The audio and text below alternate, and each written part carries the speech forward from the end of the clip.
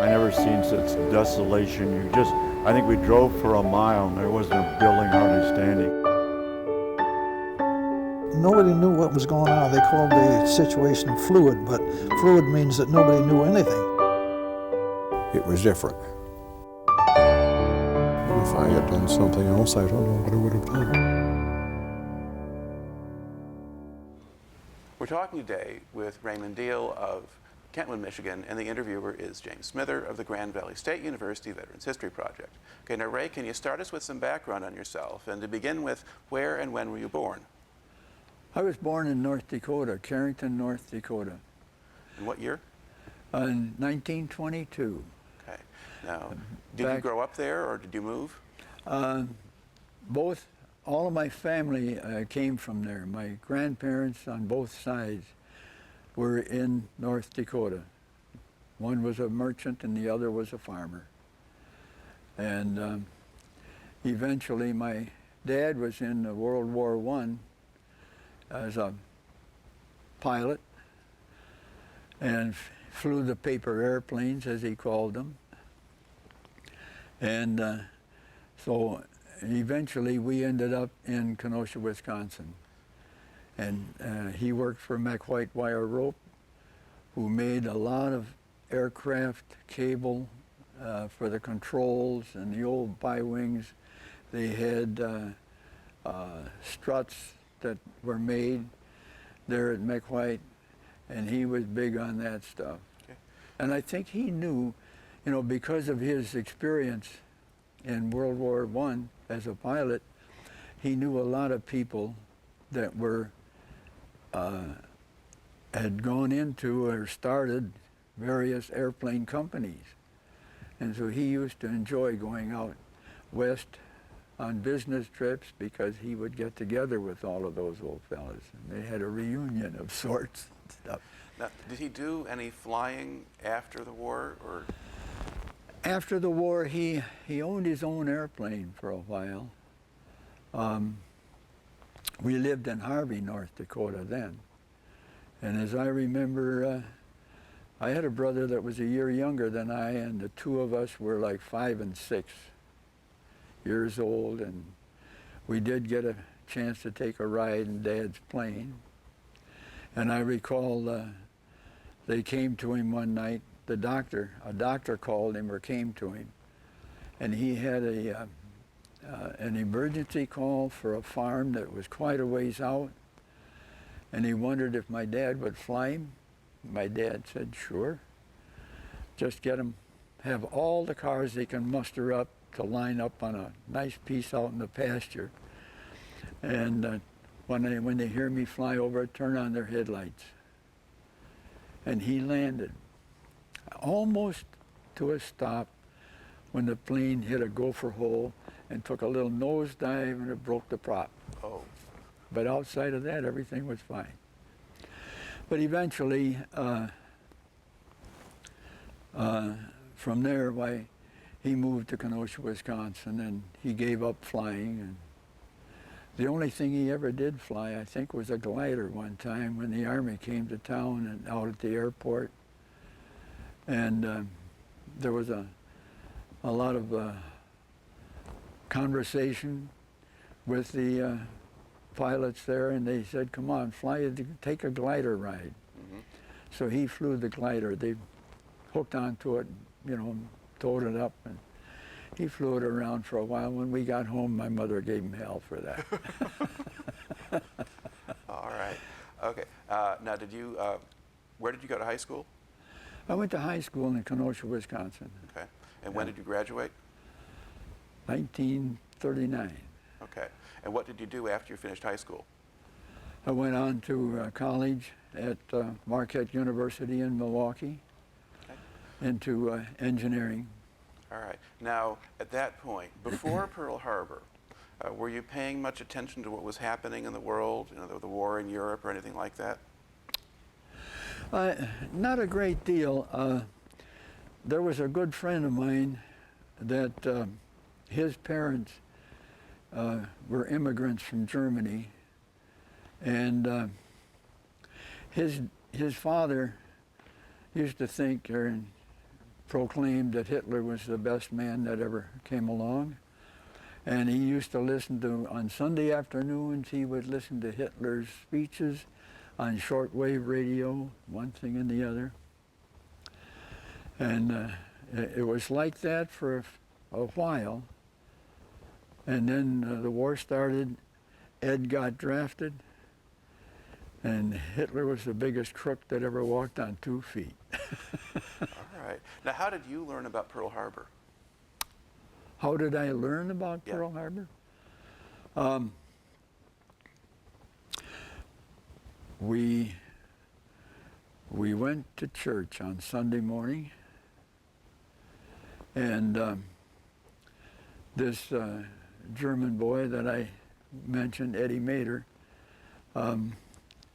Ed used to stop over at the house all the time. I mean, he knew where the doors were unlocked, and he'd just come in. And we came home from church, from Mass, and Ed was there with the news that Pearl Harbor had happened. And so my father was quick to turn on the radio and start catching all the news. Okay. Now, at that point, how long after that did you wind up enlisting or going into? Were you doing an ROTC program already in college, or did you start that after Pearl Harbor? Well, let's see. Pearl Harbor was in 41. 41. I would have been in that. Okay. I started college in the fall of '39. Mm-hmm. So, and the Navy came in 1940, fall of 1940, with the ROTC unit. That's when we signed up. Okay. Now, what did the ROTC training consist of? Well, a lot of history, naval history, and then a lot of naval maneuvering, ships, and so forth, and a lot of drills, a lot of parades, and that sort of thing. We all had a uniform, and we only wore it on the day that we had our drill coming up. But that was about it. Okay. Until we got into it. Then they converted, and they took us all and made us V-12 seamen, and they took over a hotel and they put us in there, and we were at that point active duty. Okay. And then when did that happen? Was that shortly after Pearl Harbor? Or Shortly after Pearl Harbor. Okay. So were you still taking classes at that point? Oh yes. The naval scholastics were all parallel with your engineering, and it was a nice little system. I mean, if you graduated and received a degree, you got a commission. If you didn't graduate, if you flunked, you got to go to Great Lakes as a seaman. All right. So did you manage to graduate? I managed to graduate. Okay. And when did you graduate? Let's see, it would have been 40. 43? 43, Okay. yeah. Yeah, because you started in 39, so. Yeah. It was in October of 43. Okay. They sandwiched up and speeded up a lot of the programs and one thing and the other, so it was October All right. of 43. Now, at that point then, what happened to you? Where'd you go in October then?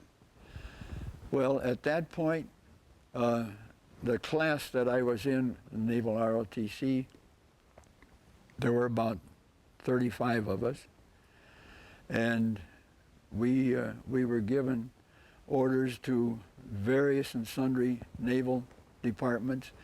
3 of us, myself,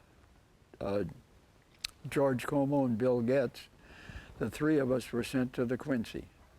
Okay. Now tell us about the Quincy. What type of ship was it, and what was its background at that point? Well, when we arrived in Boston, the Quincy was in the main tracks where she was being built, or she had been built. Right. And she was in the water, I remember now, but tied up. She was not commissioned yet. They were completing interior work on it and whatnot. And she was commissioned. The Navy was sending men to Boston, and in the Navy Yard, they had taken over a big warehouse, and they had the crew assembled in there, and they were getting training and whatnot. I think that had gone on for about 6 months before we got there. All right. And now there had been earlier in the war, there had been a heavy cruiser, the Quincy, Right. that sank, I think, in the battles off Guadalcanal, if I remember right. So basically, they've taken the name, but now this is a brand new ship, Right. using the name of the old one. Yep. Okay. That's Now, right. among this crew that was assembling, and particularly among the officers, were there people who had experience already on other Navy ships in combat? Oh, yes. Oh, yeah. Yeah. I think the officer complement of the Quincy was, I think, 113. And 92 of us were reserve officers. The others were the academy officers, and with the experience. We had a captain, Elliot M. Sen, and Captain Sen came up through the destroyer ranks and whatnot, and then worked into the cruisers, and he was a great gentleman. Okay. And just what kind of armament did your cruiser have? Well, we had 8-inch guns. We had 9 8-inch guns, 3 turrets, 3 guns to a turret. Then we had the 5-inch guns, which were two guns to a turret. Those were smaller movable turrets on the side of the ship. They were anti-aircraft and ground control if necessary, but primarily for the air. Because those could shoot high altitude, the 5-inch gun. Right. Yeah. But did you have smaller guns, 20 or We 40 had, millimeter? we had 40 millimeters. I think we must have had, we must have had like 8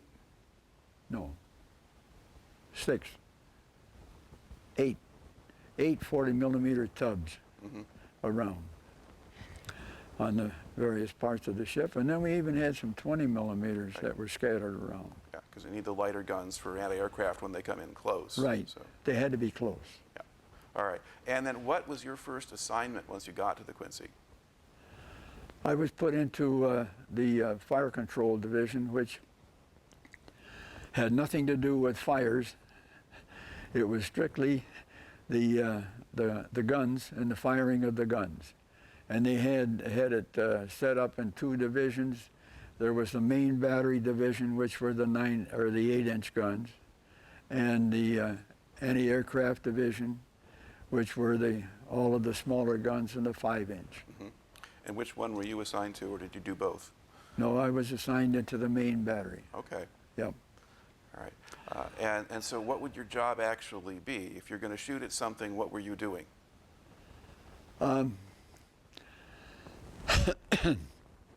Okay. I really didn't do much early on. I was being trained, shall we say, and we were, the main battery plotting room was a small little area about,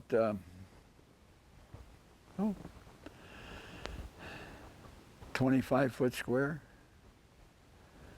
And we had what we called our computer, a mechanical computer in those days, which was about the size of the average stove in your house.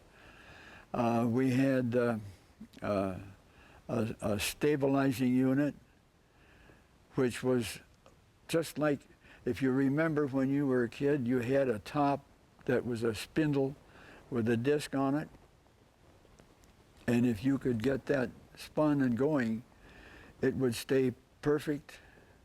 Well, this stabilizing unit had a disc about 12 inches, and when it was sped up, it was going in multiple thousands of RPMs. But the purpose of that was that it was always dead horizontal. And if the ship was rocking, or, you know, with waves or moving or whatever, and you had your guns set on a target,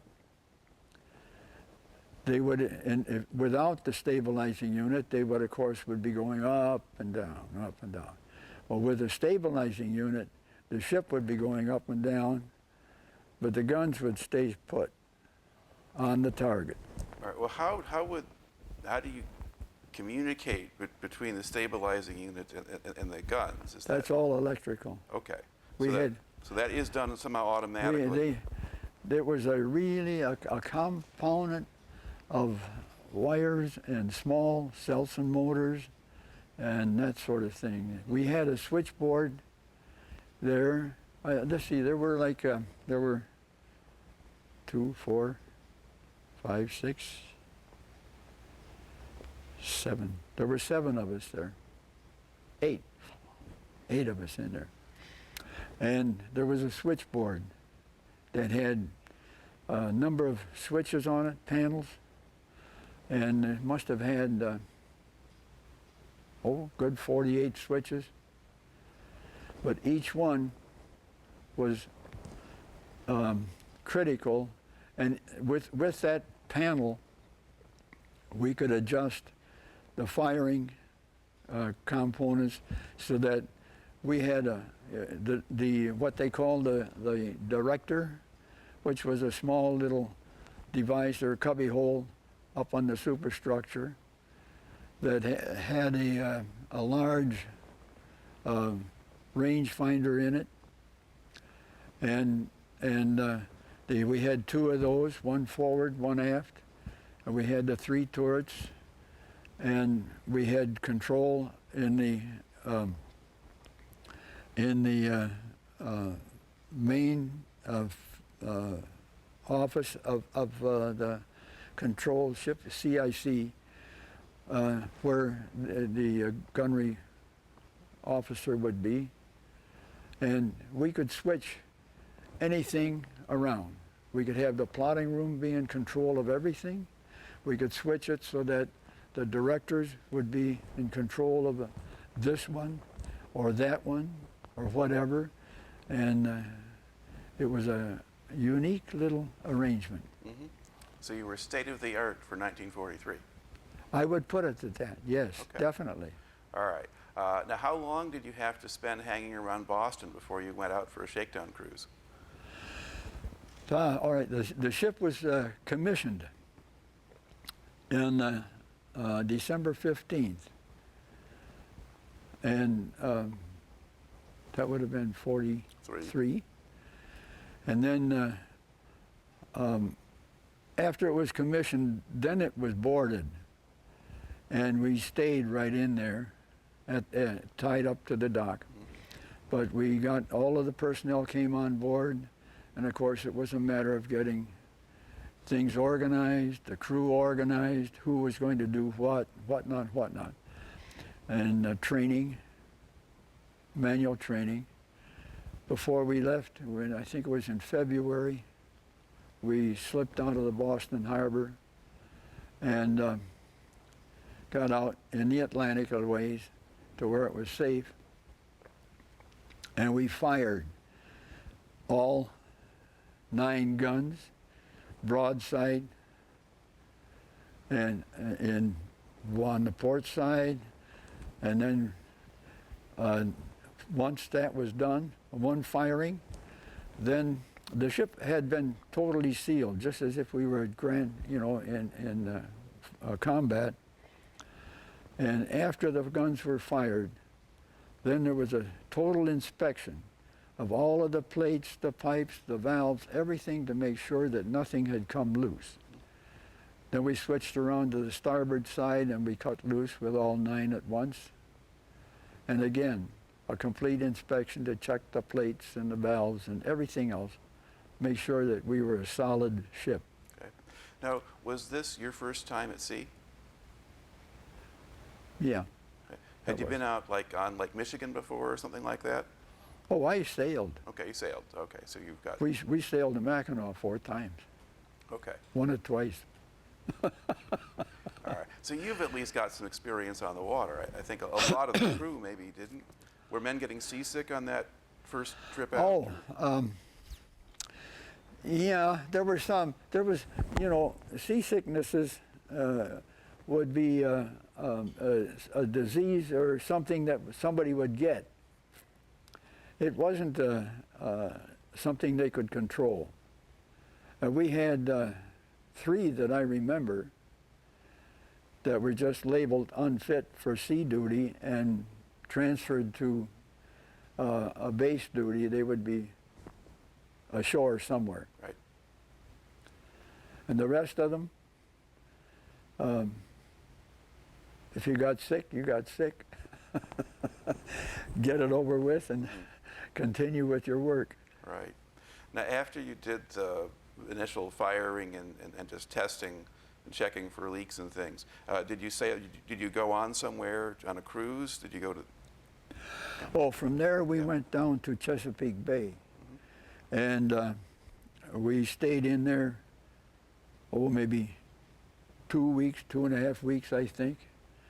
And that was for the anti-aircraft firing on towed targets and things of that sort, to give them the experience of firing their weapons and so on. Then from there, we went down to Trinidad, which was our complete shakedown cruise. And that consisted of a lot of drills, firings, and so forth, until we felt that we were a good combat ship. Okay. Now, at that point, when you're in the Caribbean or anyone else in the Atlantic, were you still worried about German U-boats? I don't think we were. There was ourselves and the light cruiser Miami that left Chesapeake and went down to Trinidad without any destroyer escort or anything. Well, how fast could your ship sail? I can't remember just exactly how fast. Mm-hmm. I do know that we were faster than a destroyer. Okay. Because one of the things about U-boats was that they were not very fast. And so when they crossed in the convoys, like the Queen Mary or the big liners, could sail very fast, and they would go without escort because the U-boats couldn't catch them. Mm-hmm. So much of the time when you're on a cruise at sea, you might be going fast enough that you're fairly safe. But probably around the islands, though, and things like that, if you're slowing down or you're stopping, if there were U-boats around there, that could be trouble. But by then, there weren't so many. By then, I don't think there were so many in that area. Right. Okay. Now, how long did the Shakedown cruise last?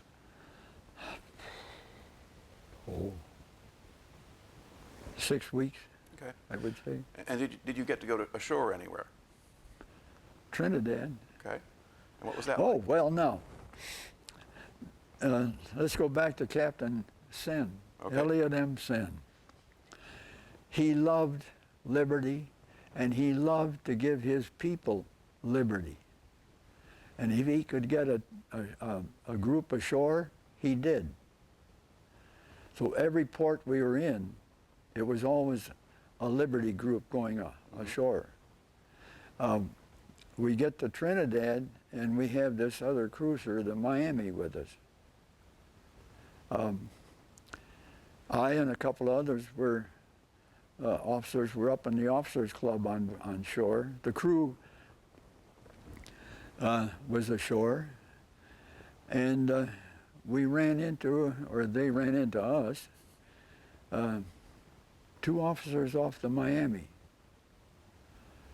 And they told us that no one had had any liberty off of that ship. And the only reason they were ashore was some emergency of some sort that one of them had that had to be taken care of. So when we got back aboard our ship, I told the executive officer,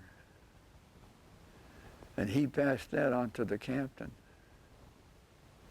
And the captain radioed over to the Miami and suggested that he give his crew liberty. And the Miami captain radioed back, "You take care of yours, I'll take care of mine." Mm-hmm.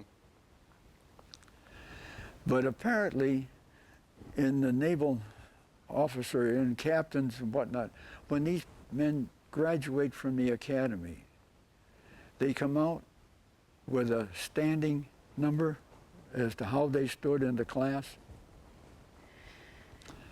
And our captain, old Captain Sen, was way above the Miami. Mm-hmm. And he just sent him a message. "I order you to give your crew liberty." And the Miami gave his crew liberty. Well, I guess that captain was very much by the book, and if he's outranked, he's outranked. Right. But it was interesting. That's one of the things that made the captain so beloved by all of the crew. And that, I think, is why our ship was a cohesive unit as such. There was no one that felt like they were being left out or ignored or anything of that sort. It was all one unit as a ship. Okay. Do you remember anything about Trinidad when you went ashore there? What kind of place it was, or? Oh, the very first cab driver we got was a dark native with a very clipped British accent. And that really, mm-hmm. You know, that was surprising. But then you stop and think, history, that was British control for right. centuries. And so we had to get used to it. Okay. And of course there you didn't have sort of racial segregation in the manner that we had in the U.S. either. Oh, no, not at all. Now, did you have some black crew on your ship as stewards or things like that? We did, just as the stewards, and that was it. Okay. Now, did all officers have black stewards working for them, or just the high-ranking ones? The stewards were the ones that would take care of now, how did that work now? They would clean and make the beds. Mm-hmm.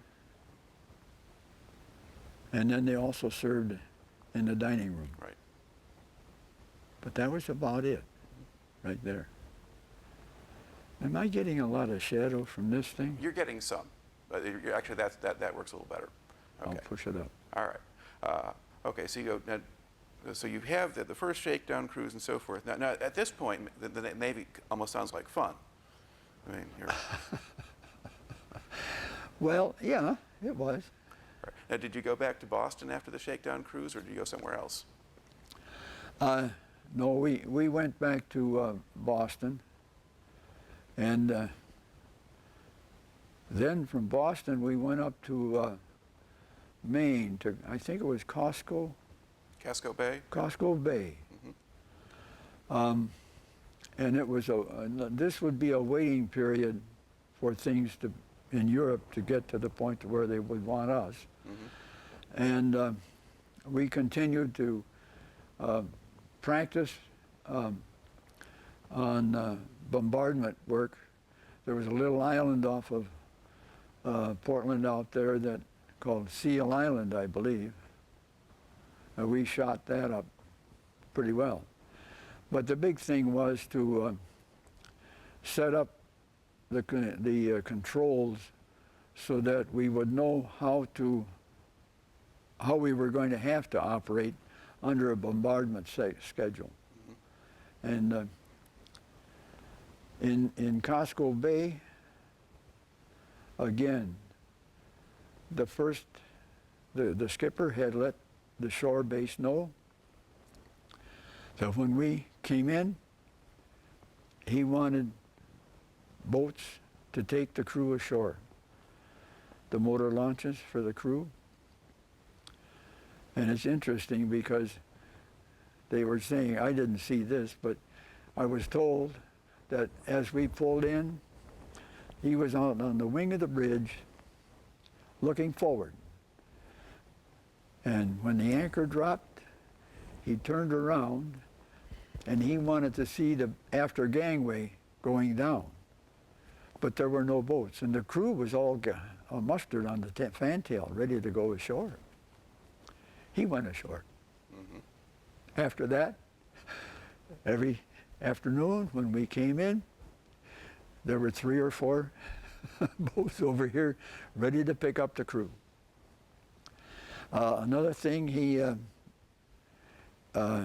was a good seaman, and he felt that some of the senior deck officers should have some experience in maneuvering the ship up to a pier. And in Casco Bay, I guess it was, that had been a big spot for the lumbering industry, and there was a place where there had been a big old pier, but the posts were still out there. And he used those as a guide, and he had, I think, probably 4 or 5, lieutenant commander and a bunch of lieutenants. And he said, in the event that you, and it could happen, that you'll be somewhere where you cannot have a tug or somebody to help, you're going to have to do it yourself. And he showed them how it should be done by maneuvering and putting the Quincy right up close to those posts. Then he backed out, and they took turns. Some of them had a terrible time. But at least when it was all done, they could do it. Right. Okay. Now, at some point now, you're going to head out across the Atlantic and start to get involved in the rest of the war. That was close. Okay. So when did you do that? When did you go over?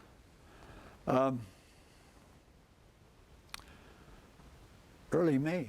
Okay. Or no, not early May. I think we might have left the very last of April. Okay. And we arrived, I think we went to Belfast. Belfast. Yeah. Belfast, some kind of a low or slow or something they called it. They had funny names for these huge indentations that were great harbors for ships, and they were deep, fine harbor. When you crossed the Atlantic, did you go by yourself, or were you with a convoy, or? You know, I don't remember, actually, but I think we were with a destroyer. Okay, but you weren't with a bunch of merchant ships or anything like that? No. So you're not convoy escort? No, just us, and perhaps a destroyer escort. All right. And then once at Belfast, do you just wait around until D-Day, or do you go somewhere else to join the force? In Belfast is where we did some extensive calibration work between all of the instrumentation and the visual components for the gunfire, for the directors and the guns and the controls down in the plotting room and the guns, so that everything was in unison. And we knew that if somebody wanted us to hit a tack over there, regardless of who was in control at that point, knew where the tack was, and if he said there's the tack, the guns would be right on it. It Okay. worked out beautifully. All right, and the term tack, what does that refer to? The what? Tack. I mean, we think of tack as a little thing with a point on it. That's exactly what I'm thinking of. Oh, okay, so it's like a tack on a chart. We considered ourselves so accurate that we could hit a tack on the beach. Okay, And it worked out that way. all right. But from Belfast, then things were getting a little bit, close, and we moved down into the Firth of Forth, I think it was called, Okay. which was Glasgow. I think that's the Clyde. Firth of Forth is Edinburgh, and the Firth of Clyde is Glasgow. Okay, Yeah. Firth of Clyde. Okay. And we had liberty. I mean,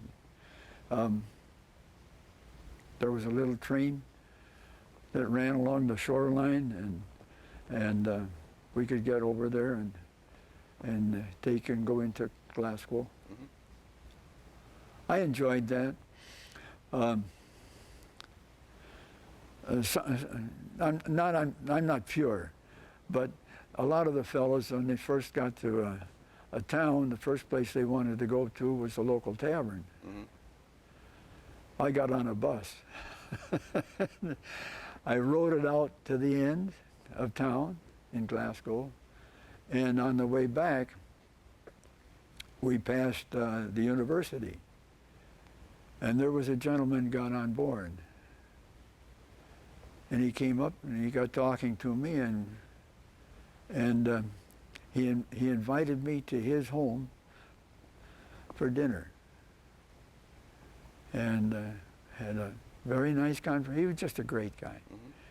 He had a lot of questions about us, about the United States, and about this and that, and I had questions about their livelihood and their customs and whatnot. So we got along fine, and I had I felt a little bad because they don't have, they had trouble getting meat and Right. whatnot, but he just told his wife, cut it in half. And it was enjoyable. All right. And then, do you stay there very long, or do you keep moving, or? We were there, and there were there were other ships came in, and then it was time to move. And we left, and as we came down the coastline, other ships came out, and eventually you could see where we had a huge armada. But that was the 5th. Right. And as we, and everybody was excited and writing letters, whatnot. But as we turned and we're on the south end of England, the order came to abandon the whole thing and turn around and go back. And of course there was a lot of thoughts, the Germans must have discovered what was going on. This was happening and that was happening. But that turned out that wasn't it. It was the weather that did it. We would have lost too many men on the, just in the rollers at the beach, drowning. So it was a smart move. Right. So you turn around, and now, how long before you turn back around the other way? One day. Yep. the next day on the 6th, we were on our way. Well, yeah, and by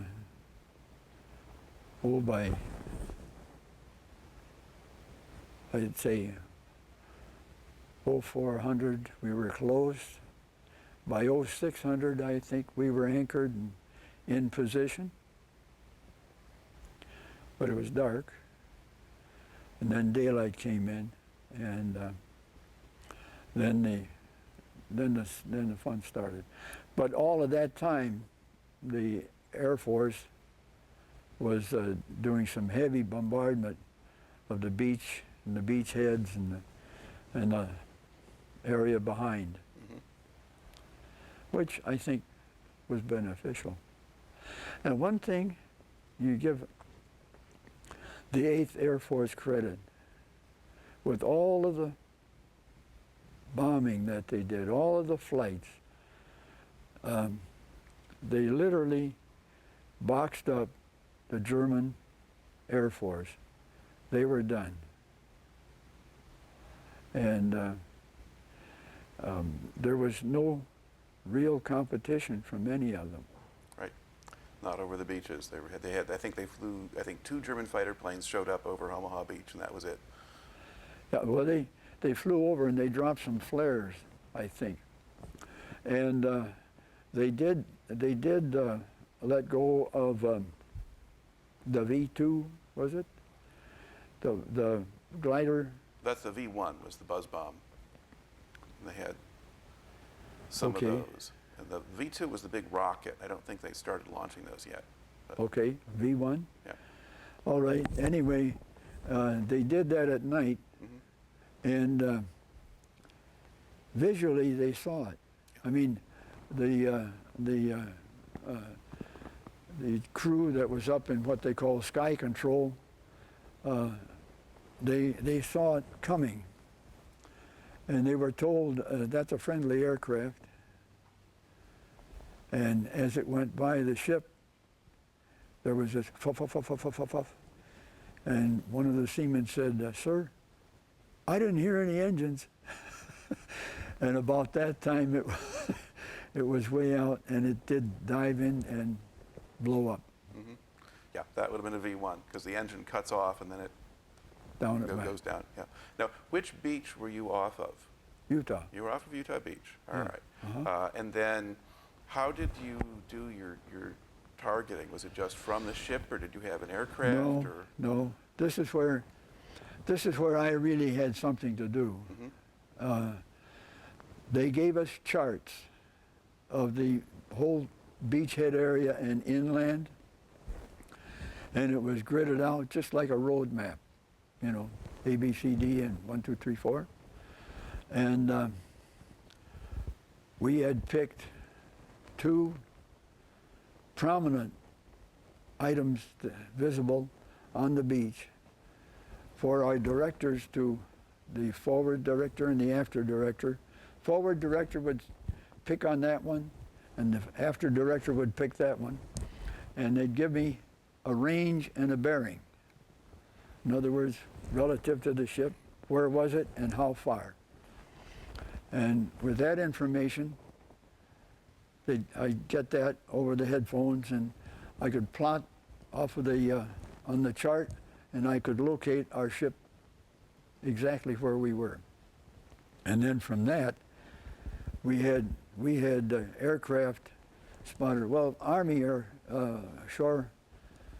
ground forces at first for a day, and then the second day we had the British come in, and their flyers, and they would give us targets. Okay. Now, physically, so when the bombardment is going on, you're down in the fire control center in the ship. Yeah. So you can't directly see what's happening on shore. You're just I down can't there. see a thing. And do you I have? can't. Go ahead. I was going to ask, did you have any? Were you getting indication of whether or not you were actually hitting anything? Oh yes. Yeah, because I would give when the aircraft would tell me, you know, let's go to C10 right here.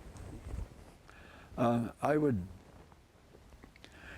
get the range and bearing to that spot for us to fire, but I would give my director the same range and bearing, and they could turn and visually try to see, and when we fired, they would try to follow and see how close we were, if they could visualize the target. Now, I know that on Omaha, they had a lot of trouble with the naval fighters seeing where anything landed, and it wasn't really until they brought destroyers in close that they hit much of anything. But that was Omaha, and Utah was a different setup. Yeah. We had,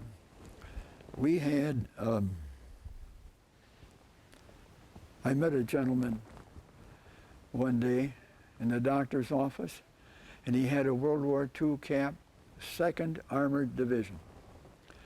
And they landed at daybreak on the second day.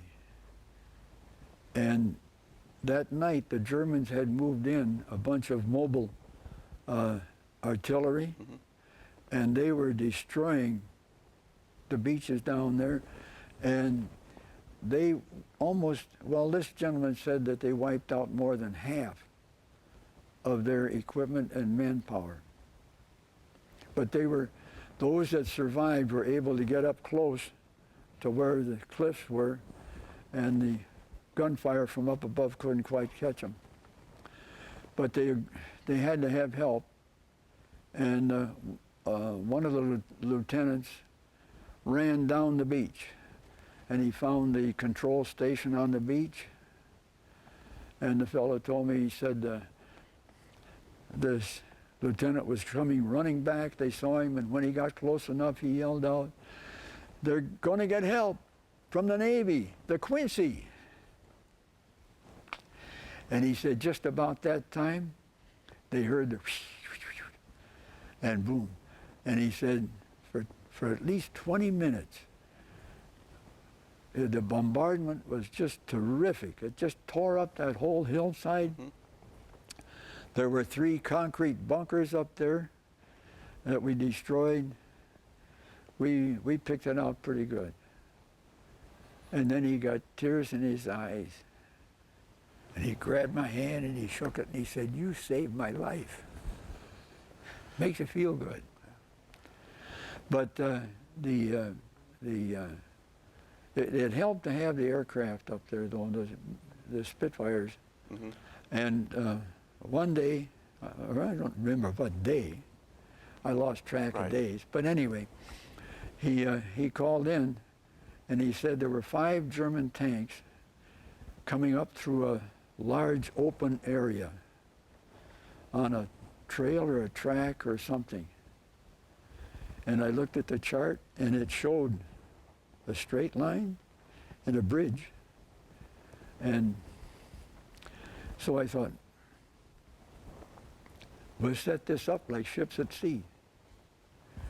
And I had just gotten a recheck of my ship's position, so I plotted from there, I plotted to that bridge. And I had the range and the bearing, and we put that into the computer. And we guessed at the speed, maybe, what did it say, 10 miles an hour? Probably. And the pilot gave me a spacing. He said in meters, and I don't recall what that was, but we just put in, said, okay, that's going to be what we want.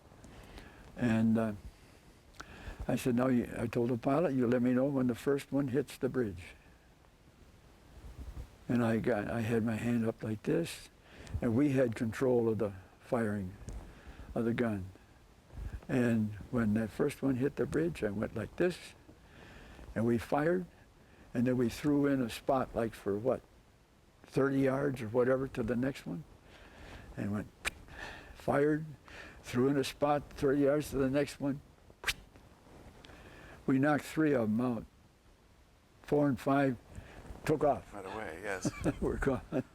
Yeah, the naval gunfire was really a great help in particularly the early stages of that campaign. Yeah. Well, we could reach in,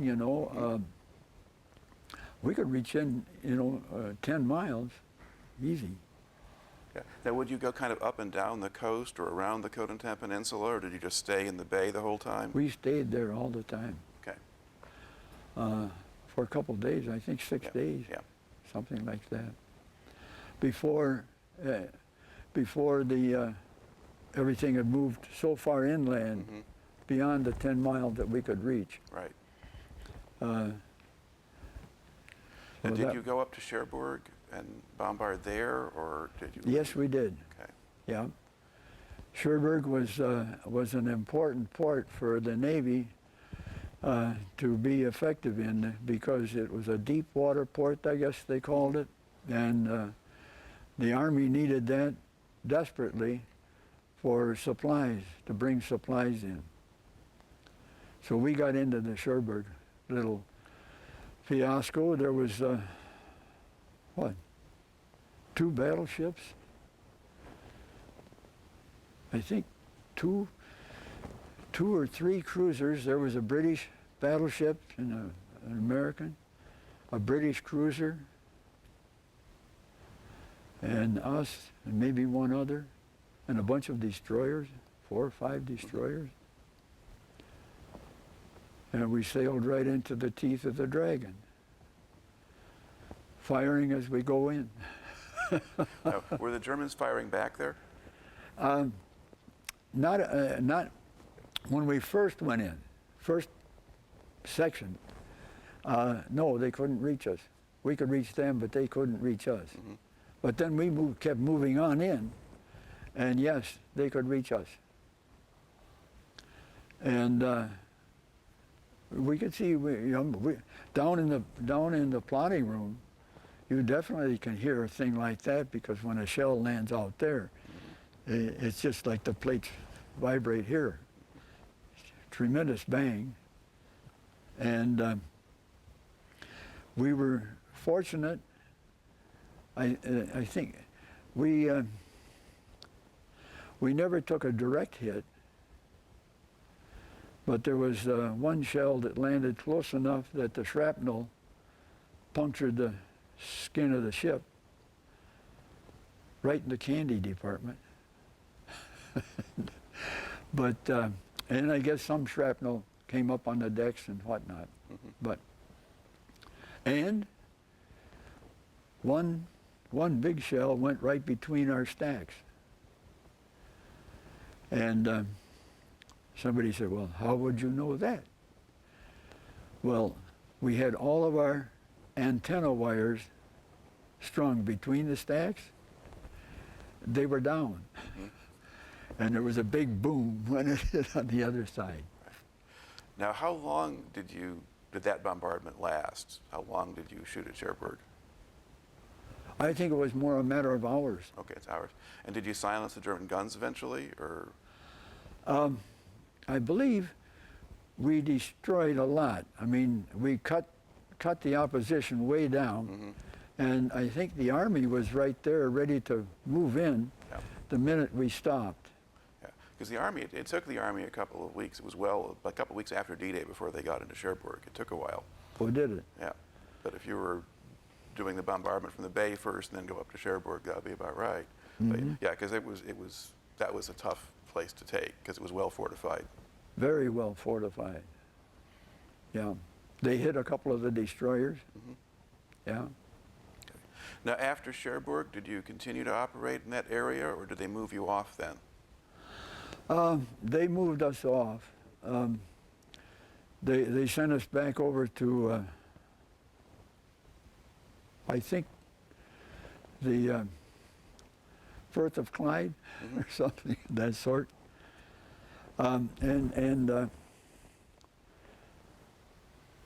Then we were told at that point in time we didn't know where we were going to go, what was going to happen. And we were just resting for a couple of days, about 2 or 3 days. And then we received orders to go on down into the Mediterranean and be a part of the invasion of southern France. Right. So we went on down into, we went to Sicily first. do you remember going through the Straits of Gibraltar? Yeah, Okay. Were you on deck or in the hold when that happened? I was on deck. Okay. Yeah, we weren't in any position, you know, no orders. Mm-hmm. So it was visit, and I was on deck, and I saw it. Mm-hmm. Okay. I did get on deck once when we were at the beachhead, when we got down to where it was long range stuff, and things eased up a little bit, and they allowed half of the crew to go for lunch or go to eat, period, and rest a little bit for 4 hours, and then come back. Well, I went up on deck, and I wanted to hear one of the big guns go off. I never heard one. And I stood there, and there was this whoosh. It's not a bang, it's a big whoosh. And it goes, and you can see it. It gets red hot from the friction of the air as it's flying along. I said, that's enough. Okay. All right. But when you went down to the Mediterranean, were you going with a large group of ships or just kind of on your own again? On our own. Okay. We stopped at Oran, Algiers. Right. That was to pick up ammunition, supplies, especially supplies. Our food, we had unloaded a lot and anticipating that we were going to go back to the States. And I got tired of eating chicken fricassee. That's about all we had left in the freezer. But we got to Oran and were supplied again with everything that we needed. And it was another Liberty port, and the captain made arrangements with the Army. There was a base there that they had some athletic fields set up for Liberty, and we had one whole group go ashore. I ended up as being a part of that, and we carried our own beer. And we got in, and the Army had a big old house, and they had given us 2 or 3 big vats of ice water, and we dumped all the beer in there. And there was a master sergeant there that was kind of overseer to make sure we didn't steal anything. And I asked him, would he like a beer? And he said he sure would. It took him a half hour to drink that beer. He would take a little swallow, he would milk it for everything he could, and then down it. It was interesting just to watch it, you know, where you sometimes would have expected it just to go up and down. No. He worked that beer. So even though he's a master sergeant, he doesn't have access to his own supply. Well, there's beer, but it's native beer. Oh. It's terrible. Yeah, French beer can be okay. I'm not sure about French North African beer in 1944. Yeah. No, one thing he told me too, he said the biggest problem they have is the Arabs steal their Jeeps and other machines, you know. But they don't steal it to run, they steal it for the tires. But then the real problem is that they take it out in the boondocks and bury it or hide it somewhere. He said, I wish they'd just take the tires and leave it set so we could get it back. But he said, by the time we find it, it's useless. But, you know, that's a way of life over there. Yeah, because it was a very poor area. It was. Yeah, all right. Yeah. Now, you said you stopped in Sicily. Was that before or after you went to Oran? That was after. We went to Oran and got supplies and ammunition. And then we went into Palermo, Sicily, and I think that was just a way station. We stayed there, I think, for about 4 days. We had Liberty. The I ended up on the shore patrol, I and two others, and they told us we had to check in at the beach control, or town control. There wasn't a beach. And we got ashore and we found out where it was, and it was out in a residential section, a beautiful area. And here's this beautiful big building, steps going up to it and everything. And the man in charge had a pair of shorts on and red hair, flaming red hair. He was an ex-Rhode Island state trooper. And he told us, I don't want you to go into town carrying guns. You leave all of your weapons here and go have a good time. This town is taken care of. And he had a story that he told us. He said that there was one group that went into a local tavern and literally tore the place up. Well, he passed the word that that wasn't to happen again. And he said about 3 days later, he thought he'd stop and check. And they were in there tearing it up. He said, I stepped through the door. I had 245s. I said, I'm going to count to 3 and shoot. He said, I got 4 of them before they got through the windows. It worked. He said, then there was one in that group that did get out that was going to get him and challenged him to a gunfight up in the cemetery. He said, it took me a little while, but I got him too. And after that, he said, you leave your guns here, there's no guns around, everything is quiet. Mm-hmm. And was that true? Huh? Well, did your men behave? Oh, absolutely. And what kind of attitude, I mean, did the Italians have toward you or the people in Sicily? You know, they were nice, I think. And I wondered about that a little bit. Then I have a barber that was a native of Palermo. He was 8 years old when we took over. And he said it was interesting because the Germans knew you were coming, and you were coming in on this side of the island. They were leaving on this side of the island. And he said, he said, I always told people that the Americans won Sicily with lifesavers. I said, why do you say that? Well, he said, as the trucks drove into town with the GIs on, they were throwing out lifesavers to the people. He said, so it must have worked. All right. Well, I think in Sicily they didn't like the fascist government that much anyway. No, they didn't.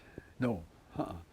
Well, I think the fascist government more or less put the kibosh on the On the mafia. mafia and whatnot that's going on in there, you know. And I asked him, well, I asked him, did he remember anything about the mafia? And he said, no, he was about 14 when they came to the States. But he said, it's still there. He said, they control things just a little bit. You pay, if you're a merchant or a business, you pay a little bit in money for security. And you get security. That's the way they worked over here too, isn't it? Yeah. Huh? Detroit and Chicago, Yeah. whatnot. Yeah, security of a sort. But all right, so so you stop off, you get to go to Palermo, okay, and then from Palermo now is this off to invade France, or what's next? No, we go down into Malta. Okay. What do you see there? What did I see there? Yeah. Well, we were there. There was a French destroyer in there. We tied up to one of the large buoys out in the harbor, and I think a day or two later, there was an English cruiser came in and tied up to the same thing, and we were lashed together with a gangway between.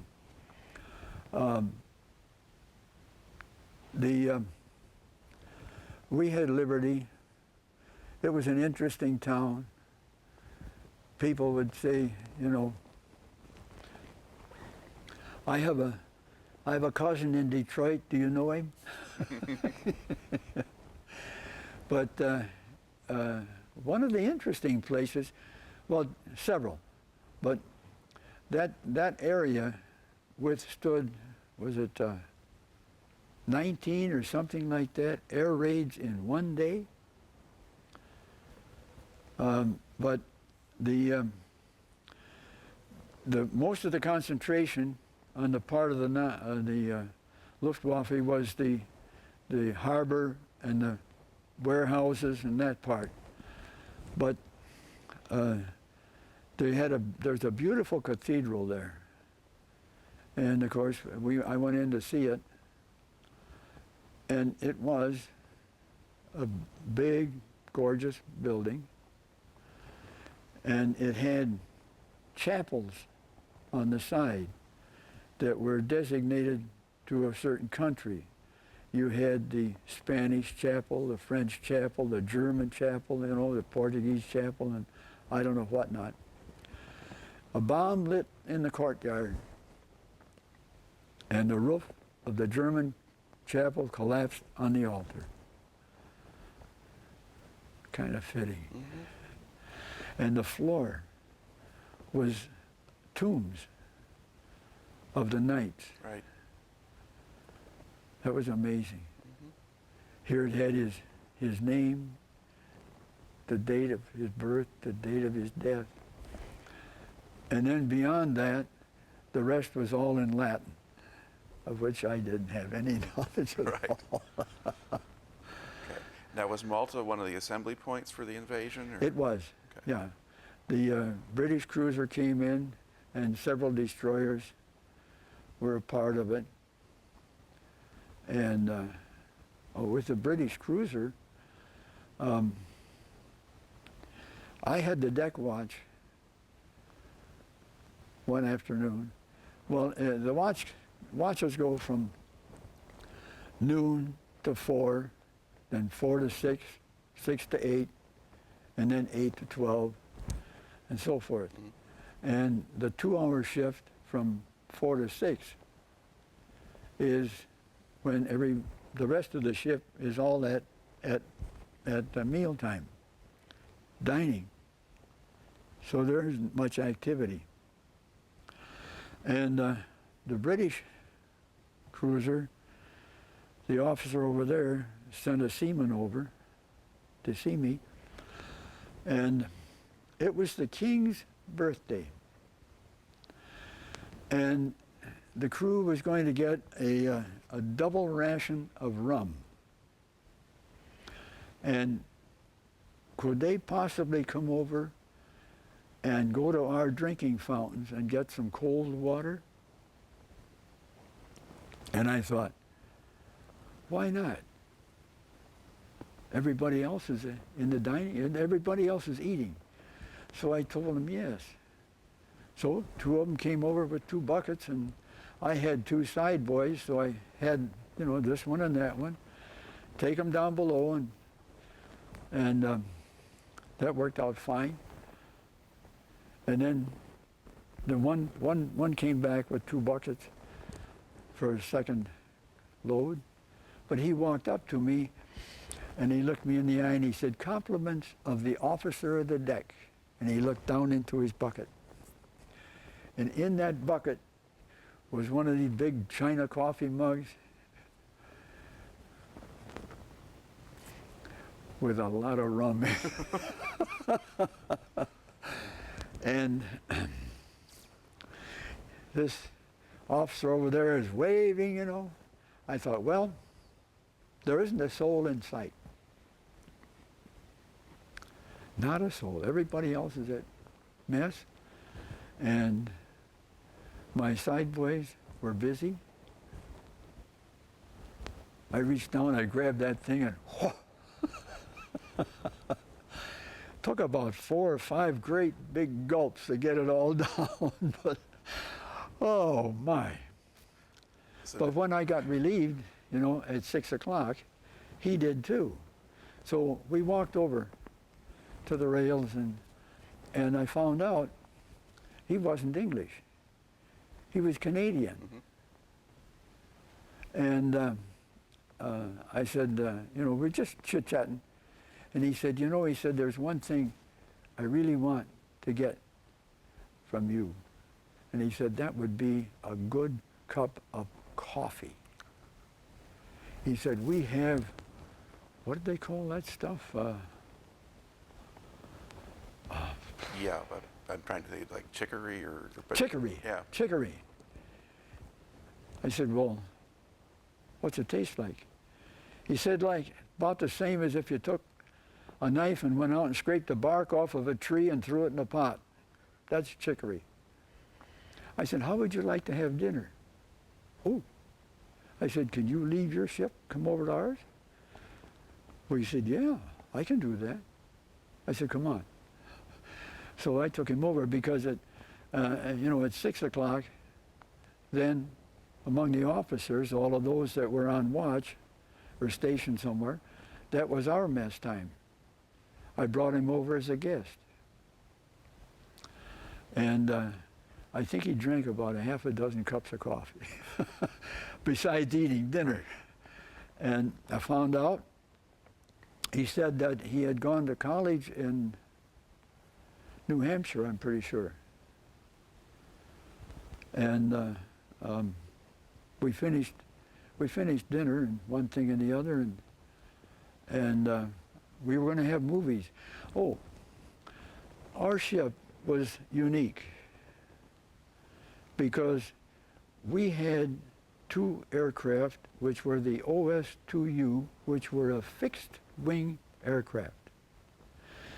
The ship design was built based upon the older aircraft, which were a bi-wing, which could be folded back, and the whole fantail of our ship was a hangar.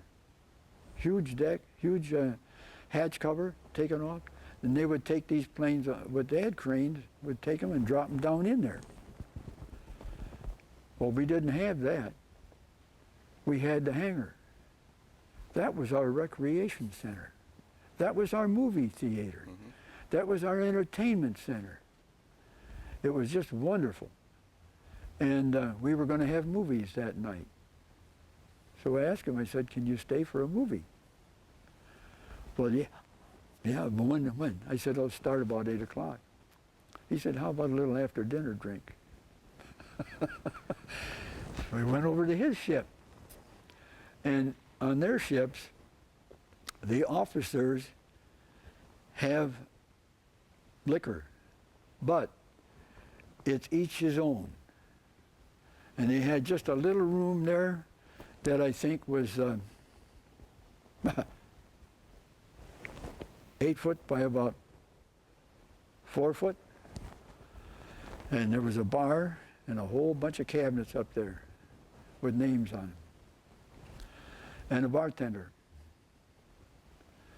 And there were like, 2 or 3 other officers in there, British.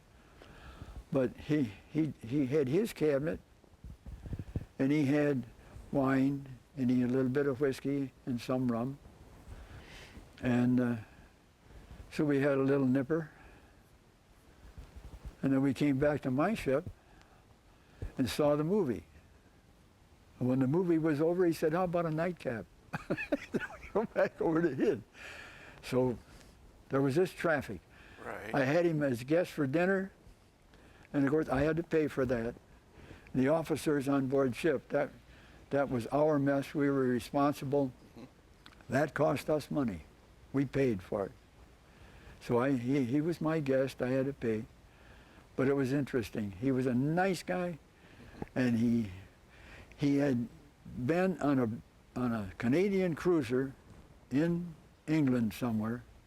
He got sick. They sent him to the hospital. When he was well, his ships were gone. There wasn't a Canadian vessel anywhere to put him on. And this cruiser, this English cruiser, was in need of another lieutenant, and they put him on there. So he said, I'm here until I see a Canadian ship. Then he said, I'm going to get transferred. Did you suffer any ill effects from all of that drinking? All of that drinking was not much. Okay. Understand, it was a nipper. A little shot glass, a little bit, you know, just So I guess after the first round, when he sent you the whole mugful. Oh, that? No, I didn't. Okay. I have to admit, when it hit bottom, it hit bottom. But, but after all, we celebrate the King's birthday. All right. So having survived all of this, then pretty soon after that, you actually go to southern France, right? Right. That's next up. Okay. Now, what happened during that invasion? What do you remember about that?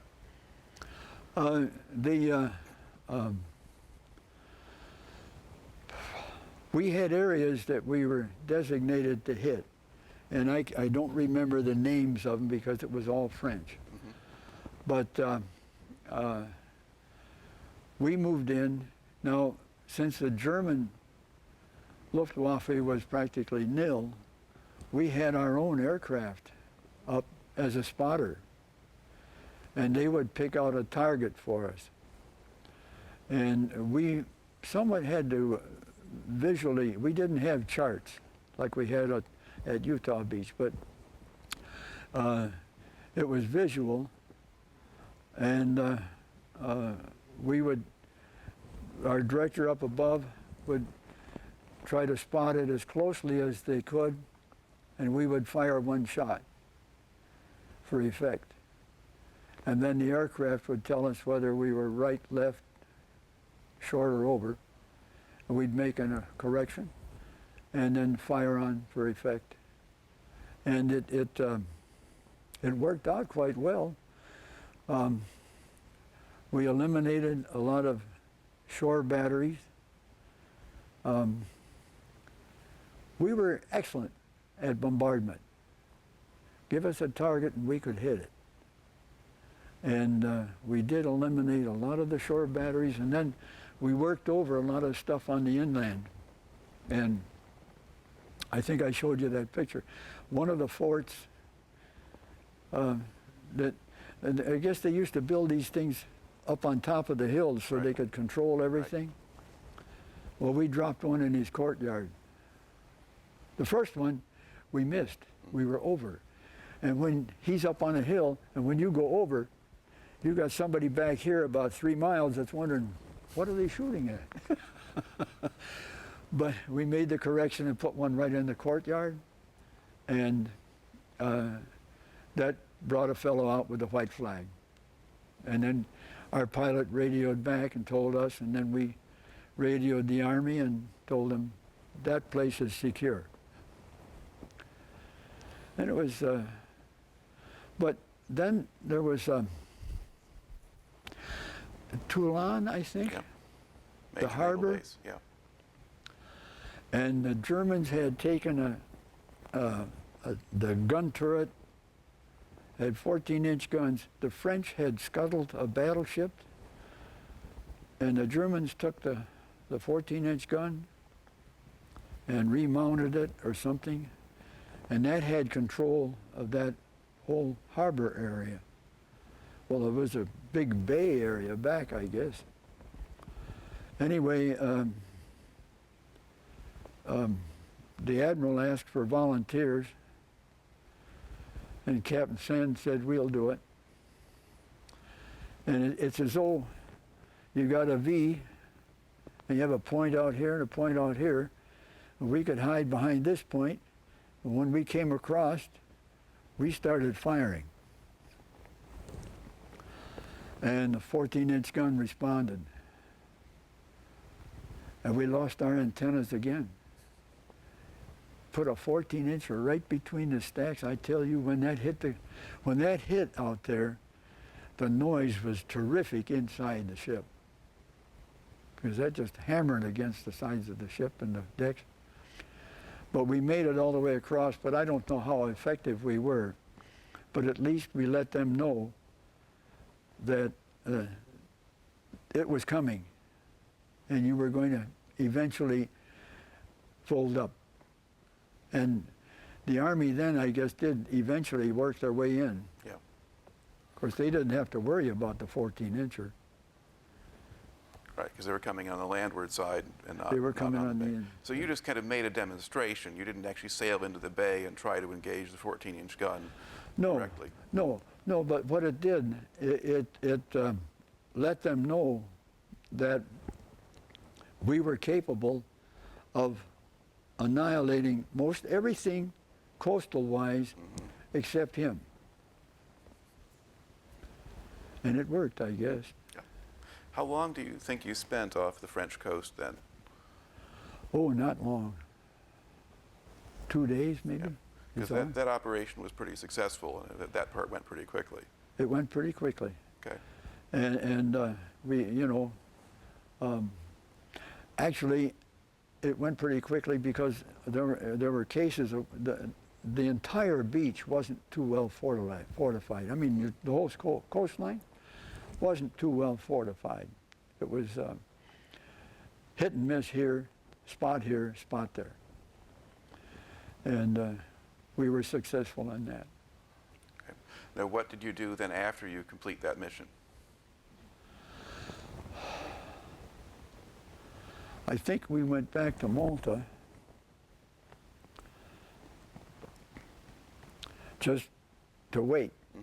And then we received orders to return to the States. And we came back to Boston. And then we got cleaned up. And had, long liberties. Everybody got, when possible, everybody at the 30-day liberties were available and whatnot. So it was a rest area and a rest time. Did you get to go home? Absolutely. I did. All right. So you kind of do that. But while we were there, shortly before we left, we left Boston and went down again to the Chesapeake, I think, just for something to do. And a little more anti-aircraft fire. But there was we were tied up to a pier that had a railroad siding, and there was a rail car came in, and it had a bunch of structural steel on it and stuff. And one of the fellows told me right off, he said, "There it is." He said, "We're going to go on the president's trip." I said, "How do you know?" He said, "That's the elevator." He said, I've been on that once before. And they did. They brought that on board. They cut some of the platforms up on the 01 level and whatnot, and they mounted that elevator right in there. Then they took it off and put it back over on the freight car. But they had everything all set, just bang. And then we went, and we were down in the Chesapeake for a couple days. Then we got the orders to come up. We came up, and everything was sealed. The ship was sealed. On the way up, they sealed the ship. No communications, no nothing. We pulled in, I think, mid-afternoon, 3 o'clock, something. There was a crew there with the elevator. jig time that was installed, and everything was closed up. And I think it was about maybe 10, 11 o'clock. There was, I think it was a couple of cars, maybe two big cars, came up right alongside, and the president was there along with his party and his daughter, and they moved that, they all moved on, and at 0600 the next morning, we were on our way. Pulled out and left to go overseas. And the poor old president, now I'll tell you, he was a tired individual. Of course, you know, his health was deteriorating, but the strain of the office and everything was taking toll. And he was on what they call the O1 level. You got the main deck and then the O1 next. And every morning when it was sunny, they would wheel him out. And he had a book, and the signal bridge was right overhead. So the boys up there would glance down to see what was going on. He had a book, Cat and the Canary. Wasn't that one of those books that author out of England wrote or something? Murder mystery of some sort. He never got through the first chapter. He would fall asleep. But now, before he came on your ship, did you know that President Roosevelt was in a wheelchair? Was that common knowledge then? Oh, I knew that before, yeah. Okay. Mm-hmm. Yep. All right. And just for clarification, I mean, the elevator was there so that he could get from one deck to another. That's right. Right. Yep. Okay. Yep. All right. Yep. Now, you never actually got to talk to him. He was just off someplace, but you could see him. Oh, no. We didn't get to talk to him. However, you know, there were members of his staff that were there. Mm-hmm. Jimmy Burns was something, secretary of something. Mm-hmm. But he was a talkative character, and he loved to sit in the wardroom and have coffee and chit-chat. But over and above that, the others were pretty quiet. They had staterooms that were given to them, and we didn't see much. Okay. Now, where did you take the president? We took him to Malta. Mm-hmm. We pulled in. How long is this thing going to go? This is wonderful. I like this. Tape is cheap. Just keep on going. Okay. We took him to Malta, and we had aircraft coverage and destroyer coverage. When it got beyond the point where land aircraft could come out from the States and cover us, there were aircraft, we had carriers out there positioned to provide coverage, and destroyers positioned. He was covered all the way across. Right. And they even were a little concerned. They thought maybe they had something right there at the Straits of Gibraltar. But it apparently was just a scare, but we got through there all right, and then right into Malta. At Malta, we pulled in. There was down at the harbor there was a big, long pier, and Churchill was already there. His cruiser was tied up, and we moved in right ahead of him and tied up. And they had a stair and a gangway. Well, it was a stair and a platform to get on board our ship.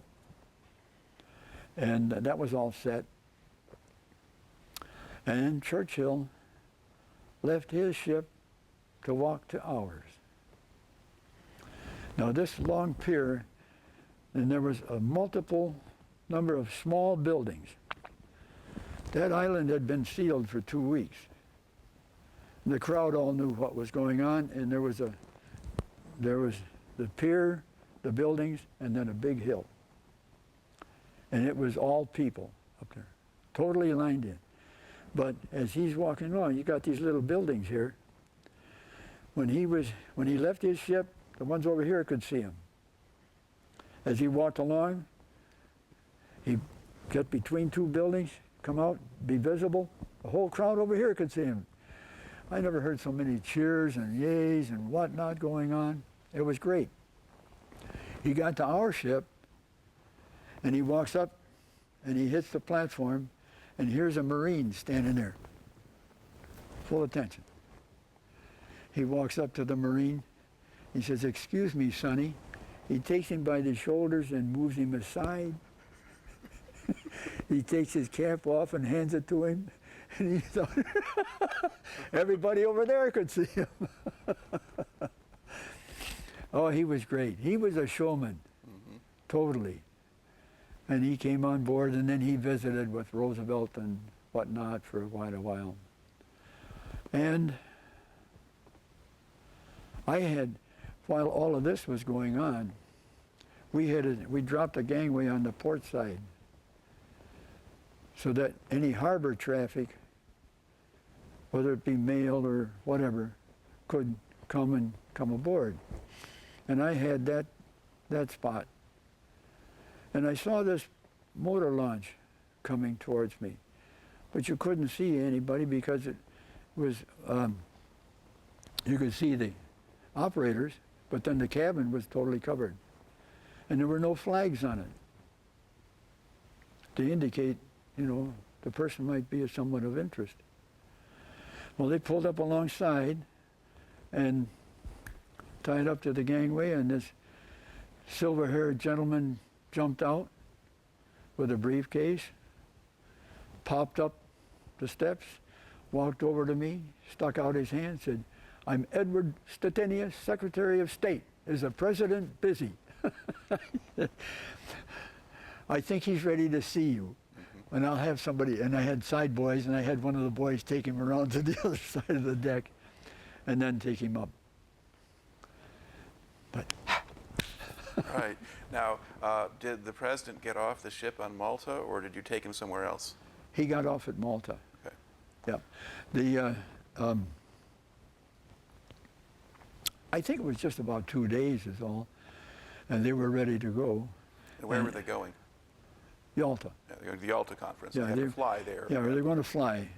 There was vehicles came in, took Churchill, and he was gone. And they loaded President in the car. And then Ann Bottinger, his daughter, came running back up, and he forgot his glasses. And they were somewhere in the cabin. So they sent her and about 2 of the side boys in there to look for him. They found him in the bathroom on a little radiator right here. And then they took right off. And he had, I think, no, there were no other visitors there. But from there, we left there then in a couple of days and went over to the Suez Canal and down through the canal to the Great Bitter Lake, which was a huge thing, and anchored out there to wait for his return. While we were there, our Liberty Hound, the captain, went ashore there was an Army air base right close by, and he made arrangements with them for a C-47 every day to take a Liberty party, fly them to Cairo, over the pyramids and stuff, and then land. And they had arranged for a guide, a tour guide, or we call him, to take them down through the Bazaar district and then into a restaurant somewhere and whatever. And what do you take on a C-40? About 40, 42? Yeah, about right. Maybe. Anyway, it started out with the old RHIP, rank has its privileges. And, you know, it was divided up, and so many would go every day. We got down to the warrant officers, and we got down to the chief petty officers, and we were into the first class seamen every day, 42. Now, did you get to go? Oh, you bet. Yeah, I've got some.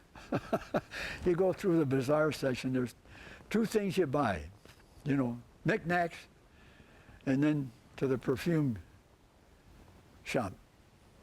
And I was sitting back just a little bit, and there were about 8 of us, and there was one here, one here, one here, one here.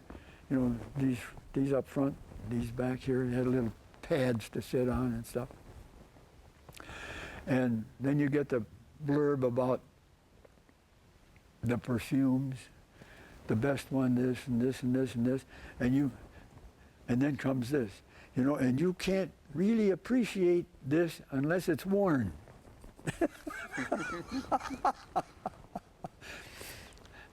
I managed to pull back in time, but the ones up front, they were odorified.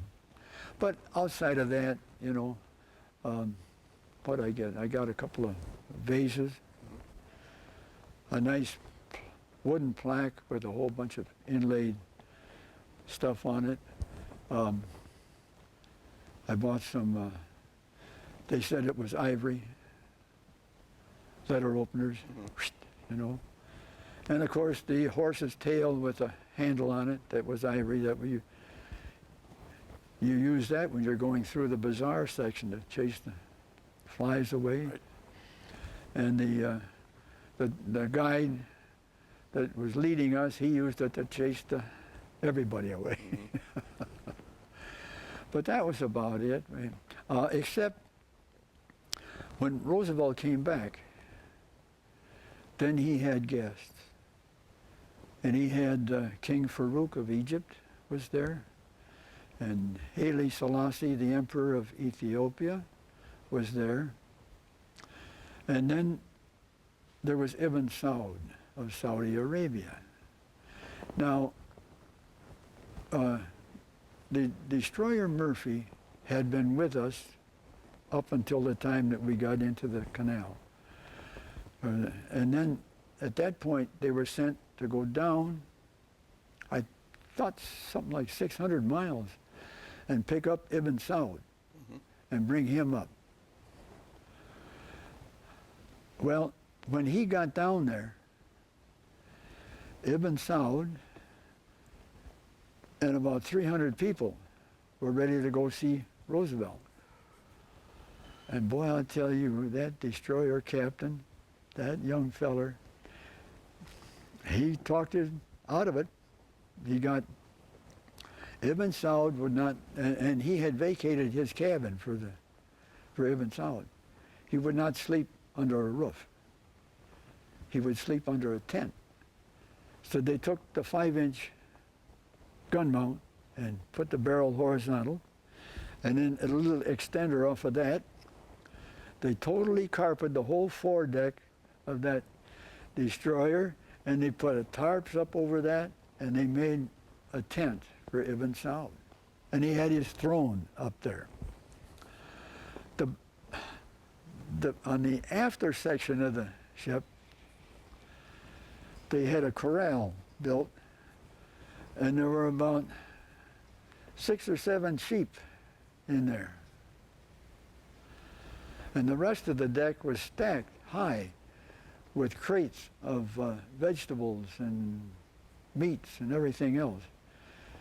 He had his own cooks, and the one problem that the destroyer had was that it got a little breezy and they wanted to get indoors to cook, and they moved into one of the areas where they had the ammunition stored. They had to get them out of there in a hurry because they had fire going there. But I was up on deck. Everybody was up on deck to see the Murphy come in. What a riot that was, you know. And when he was coming on board our ship, we had, I think it's 8 side boys, you know, to greet him. I mean, for him, that he had to come on board and walk through. No, the first 2 men that came on board carried a Thompson submachine gun, and each one walked over and pushed the kid in the stomach and said, back, back, back, back. No one within arm's length of Ibn Saud, and they cleared all of that. Boy, and I tell you, tensions were like, it's the first time, as far as we know, that anyone that wasn't a member of our military,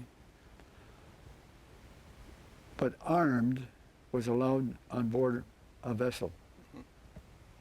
But there's nothing we could do about it, I'll tell you. It was just great to see him. And of course, when he came on board, why then he went up. And then his butcher went back in the fantail, and he's pinching the sheep, you know, finds the one he wants, and it was, slits his throat and hangs him over the side and let him drain.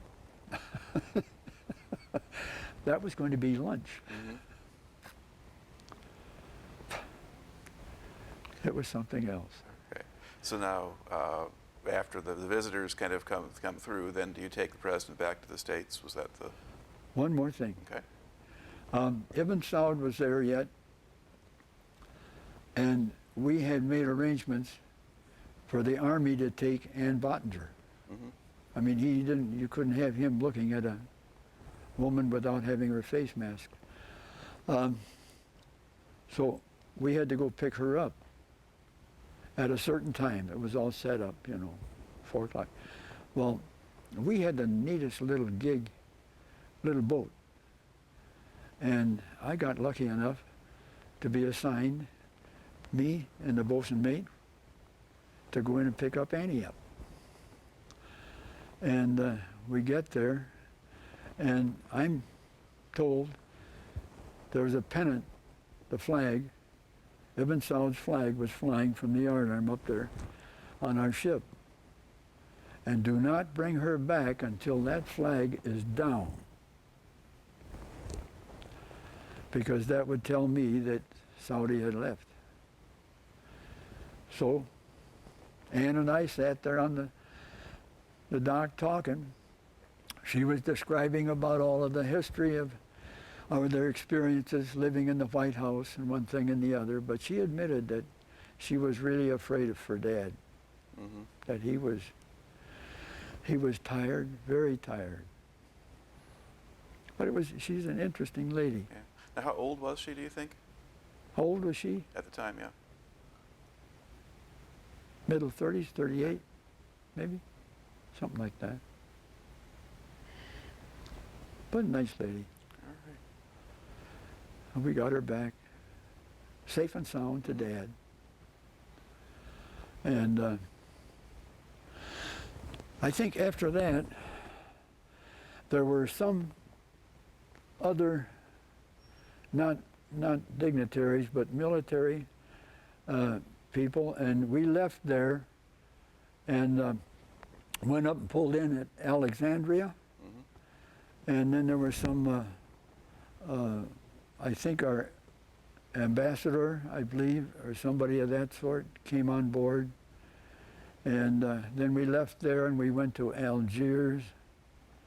And again, there was some of the American officers and whatnot ashore, abroad, that had masted, wanted to see the president. And that was about it. From there, I think we came straight home. Okay. So when did you get back to the States then? Whoa.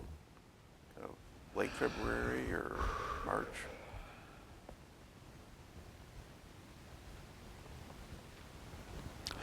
Oh. Yeah, I think, I said, oh, the weathers were halfway decent.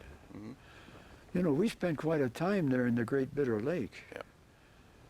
I think we spent almost the whole month of February in Great Bitter Lake. So we would have been home. Yeah, because you had a lot of time to send all the crew over to Cairo. So. Oh yes, we did. Okay. Okay. So this is really not very long before the president dies. We got home and dropped him off, and then they cleaned us up, restocked us, and we left for the Pacific. We got down to the canal, and there was a fellow in our division that the boys called Pop, who I guess was about late 20s, maybe. But he was a senior of the group. And we're just going to go into the canal when he came to me. I wish I could remember his name. I can't. But he came to me and he said, "I'm scared." He said, I hate going through the canal. He said, "I'm afraid I'm going to cry." I said, "Why?" He said, "This is my third trip. My other two, the ships were sunk. I'm lucky to be alive. And I'm scared 3 times and out and all of this." He said, I don't want people to see me. I'm nervous, I'm shaking." He said, "Could you take me down into your stateroom and let me lay on your bed?"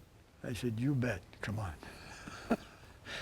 I took him down, and of course, we were in a bunk room, which was a big square, and we had bunks here, but there was a little cubbyhole back here with 2 more. And when we occupied the ship to start with, we put a number on everyone, and first we drew numbers to see who was going to draw first.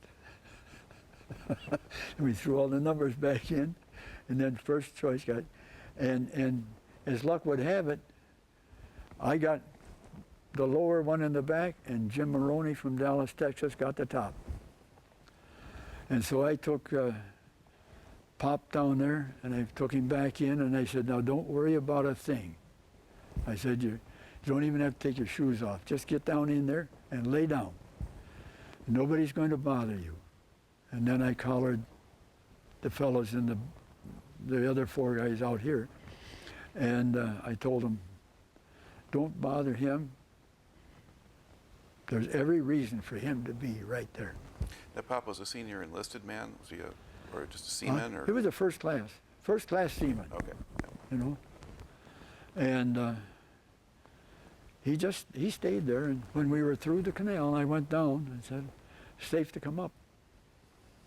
He said, "I wonder how safe it's going to be." Mm-hmm. I said, "Well, don't dwell on it. What's happened to you is over and done."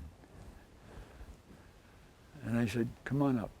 And so he got up. And Now, were you at sea when the president died? I mean, did you hear about it while you were out there? right after we went through the canal, we heard that he had passed away. And how did the people on the ship respond to that news? Well, nobody was surprised. I mean, they had seen him and seen what he was, physically what he was in, his problems and whatnot. And I don't think anyone was surprised at all. We expected it. It was just a question of when. Okay. Now, you're crossing the Pacific. Where do you make landfall first? Or do you stop anywhere? Well, we stopped in Hawaii. Okay. Yeah, Pearl Harbor. And did you get liberty there? Mm-hmm. You bet. Mm-hmm. We got liberty there. And then, while we were there, we had to pass we had to pass a firing test, measurement of skill. After all we'd been through. But anyway, we had to shoot at a moving target. And they had a huge, big old float with a screen up, you know, about, I don't know, 12 foot high, maybe 20 foot wide, and a tug to pull it. And they pulled that, and we fired. We had to be underway and fire, and I don't remember just what the distance was, but we knew. Now, perhaps it was a visual photography. I mean, air, something, because every shot was measured when it hit. And the reason I know that is that after we were finished,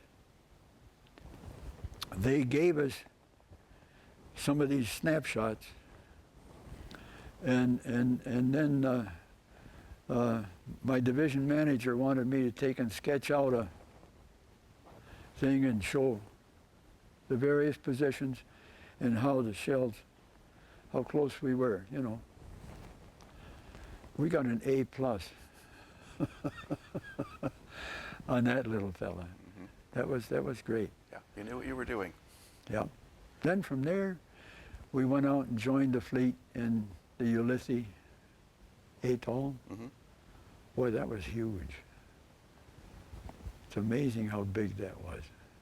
Okay. Now, was that the fleet that was getting ready to go to Okinawa, or part of that? Yeah. Okay.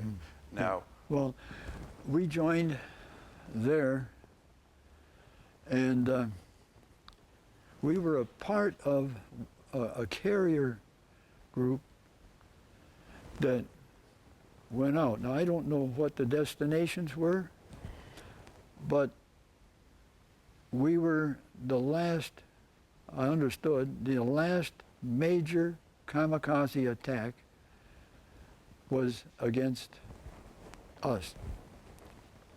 now, were you there when that happened, or had you left by then? Oh no, I was there. Okay. I was down. We were at general quarters, which put me down in the plotting room, and but the story I heard was that these things were like flies at a picnic, and there was one that was zeroed in on us.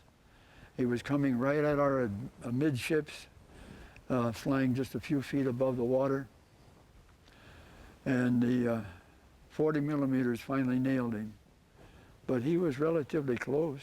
I don't know how close, but close enough anyway for when he went in, there was shrapnel flying all over the place and more holes punctured in the skin of the ship. But you know, the skin of the ship is 3/8 plate. It's not. Now, is there armor plate backing that up, or is that all you've got for protection? That's about all you've got for protection. Because you think of a cruiser, heavy cruiser, as having a fair amount of armor on it, but that's maybe only in certain places, or... Oh, there's a story there. Okay. The escape hatch for our room down there, the plotting room, was a tube, a hatch cover up in the ceiling, and I think it would be about a 24-inch tube that you climb up. But the armored deck is 3-inch plate, and there's a hatch cover there that has to be lifted up. Well, we had a drill, and the fella, you know, that stabilizing unit, that was back in that corner. And the man that was operating it was, he wasn't big, but he's the first one that would have to go up. Now, the first hatch was okay, but he got up to that 3-inch, he couldn't budge it.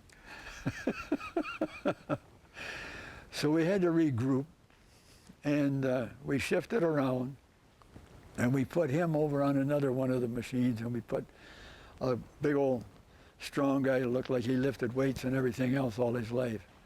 Put him in there. And now the first time, of course, you know, when the young fella couldn't make it, he had to come back down. Everybody had to come back down. Then we had to go back up with somebody that could lift it up. Right. And it took us 18 minutes to evacuate.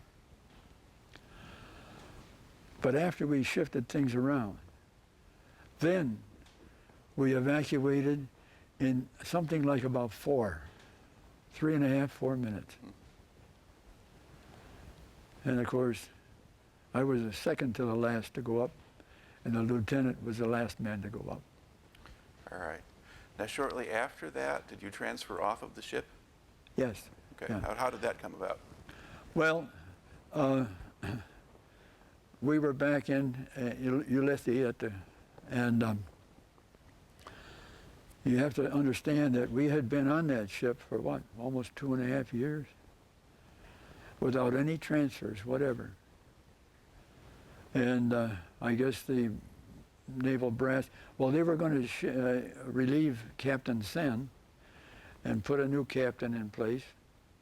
And along with that, they were going to relieve, and there were about 20 plus of us that were taken off, relieved, and taken over to a transport, put on that, headed for San Francisco. And that was a trip. I mean, at nighttime, we were above deck. A lot of the crews were all down below. Everybody's up in the daytime. At night, the ship is sealed. Lights out. So this area that we were in, and there were about 50, 55 of us, had portholes, and the portholes were all closed. Everything is closed up. And there was a lieutenant, Army lieutenant, came to me, I think, on about the second night. Said, "Do you play bridge?" I said, "No." He said, "You're going to learn." And he got 2 others that could play bridge, and he told me, "You're going to be my partner, and I'll tell you what to do." And I learned how to play bridge.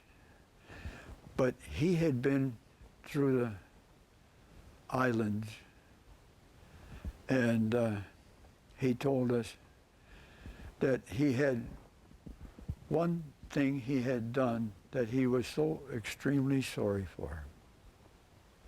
But they were, the Army, his group or whatever they were taken over had occupied this village, and the Japanese had just vacated, but it was real early in the morning.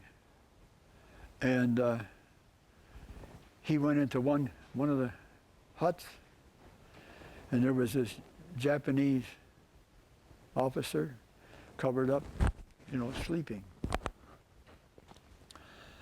And when he saw this lieutenant, he was bringing his hands up, going to bring his hands out from underneath the cover to hold him up. But to the lieutenant, because this had happened so many times before, he figured he was afraid. He had a gun. He was going to bring out the gun. Because he told him in Japanese, "Don't move." But he still kept on coming up. So he shot him. Mm-hmm. And he said, "That was the sorriest day of my life." He said, but he was a a payroll officer. And he had the bucket there, and a Samari sword, whatever they call those things. So this lieutenant confiscated it. The sword was all taped up. And he said, I'm not going to take that off. I'm not telling anybody. I mean, he had it exposed, laying up there with his bunk, strapped to the sides of it. But he said, I'm not taking any of that tape off. If there is something there, then somebody's going to kill me to get it. He said, I'll just keep it. And, but he did have a suitcase with some gin in it.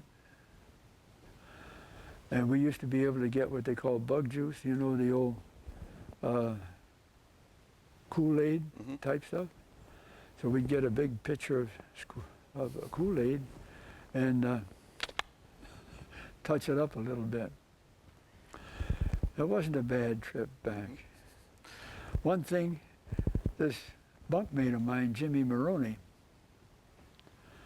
he was involved at the time we were discharged or taken off the ship, relieved. He was involved in a court martial, and he couldn't leave until that was completed. So, you know, the officers, we used sea bags, carried all of our stuff in a sea bag. And Jim asked me, he said, would you take my sea bag for me? Because he said, if I can get off of this thing, when I finish this, he said, one way or the other, I'm going to try to get to an airplane and fly home. But he said, I couldn't do that with a bag. So he said, take it to the Railway Express and unload it.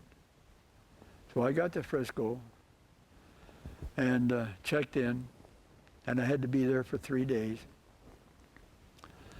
I checked in down at the Railway Express, took Jimmy's bag down, made all the paperwork, Dallas, Texas, blah, blah, blah. And the fella told me, okay, he said, just take him through those swinging doors there, and there's a pile on the right, just drop it on there. I walked through those doors, threw the bag down, and there was a most god-awful roar right behind me. A huge cat. A full-blown mountain lion was in a crate not more than 6 feet from me. I want to tell you, that scared the living daylights out of me. When I came out of there, this fellow out there was just laughing. He said, I've caught a lot of people that way. I said, well, how do you, you know, I didn't know that you would ship something like that.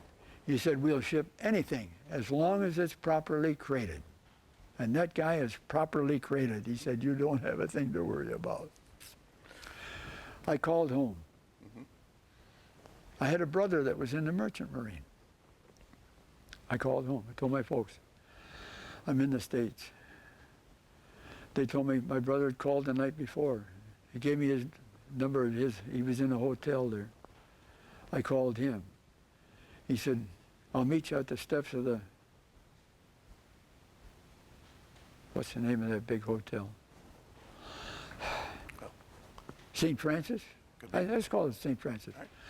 I'll meet you at the steps, 5 o'clock. I met him. We walked up the steps, walked in to the bar, and it was a huge bar, great big long bar, but there were 2 empty stools here. We walked over and sat down. And I looked to my left.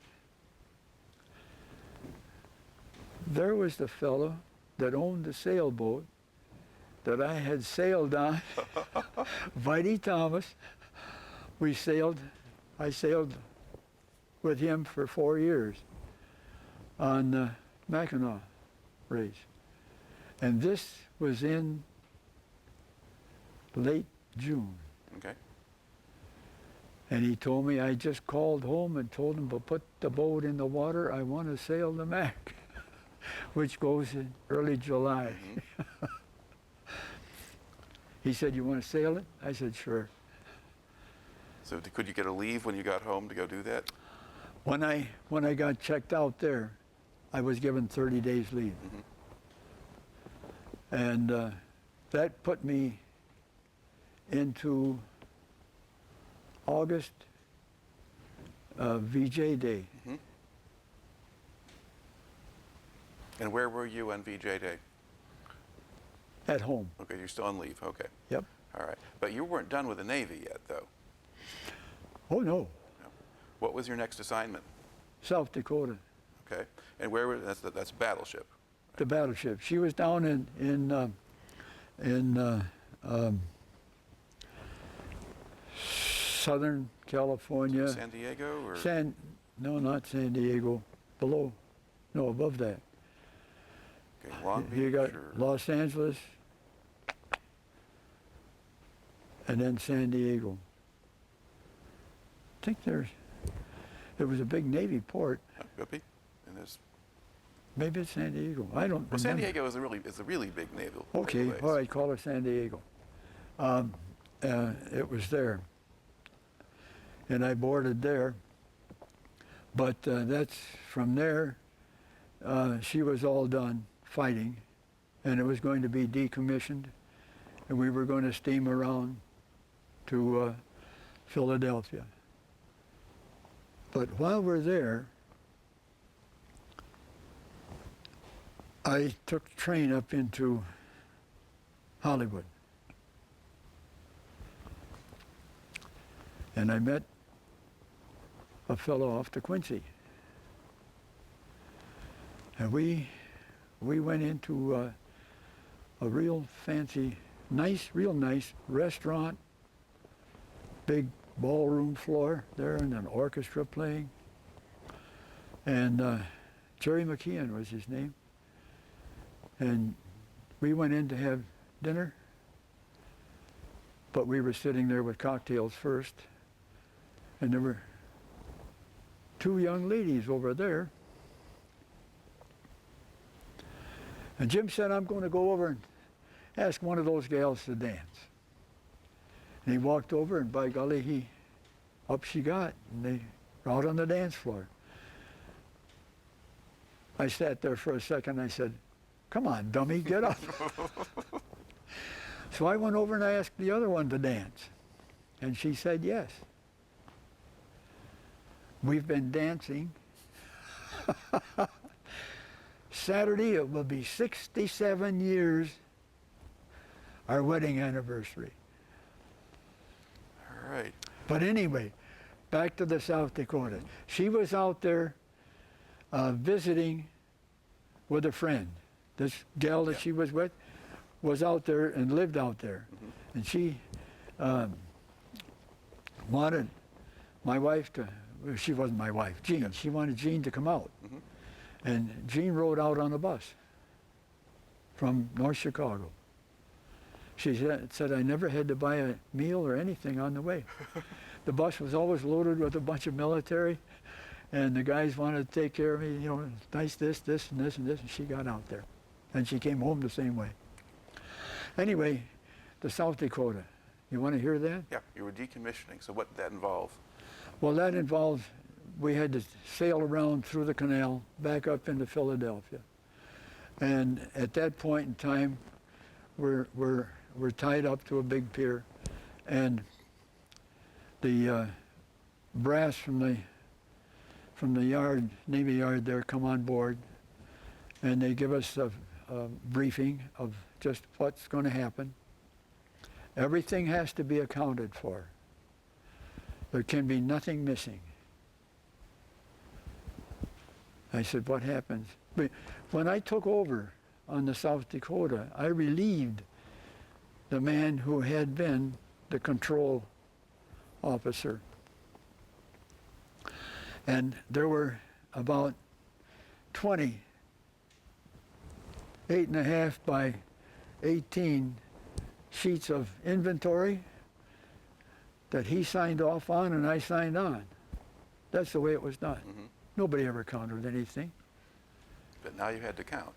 Now I had to count it. So this guy asked, I asked him point blank, I said, what if I'm short? He said, you damn well better not be. I said, what if I'm over? Same thing.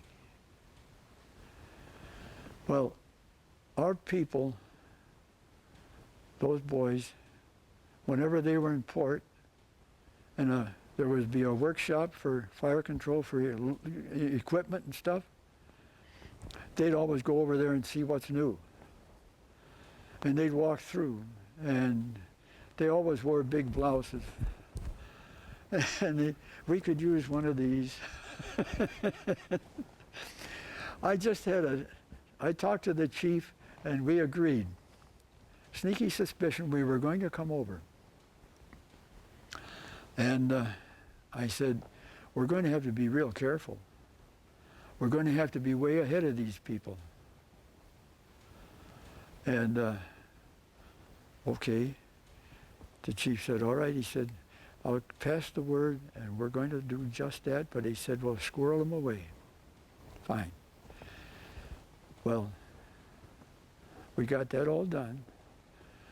Oh, while that was in progress, I had an ensign report aboard for duty. And then later on, I heard, will Lieutenant J.G., let's call him Smith, please dial 124 or some such thing.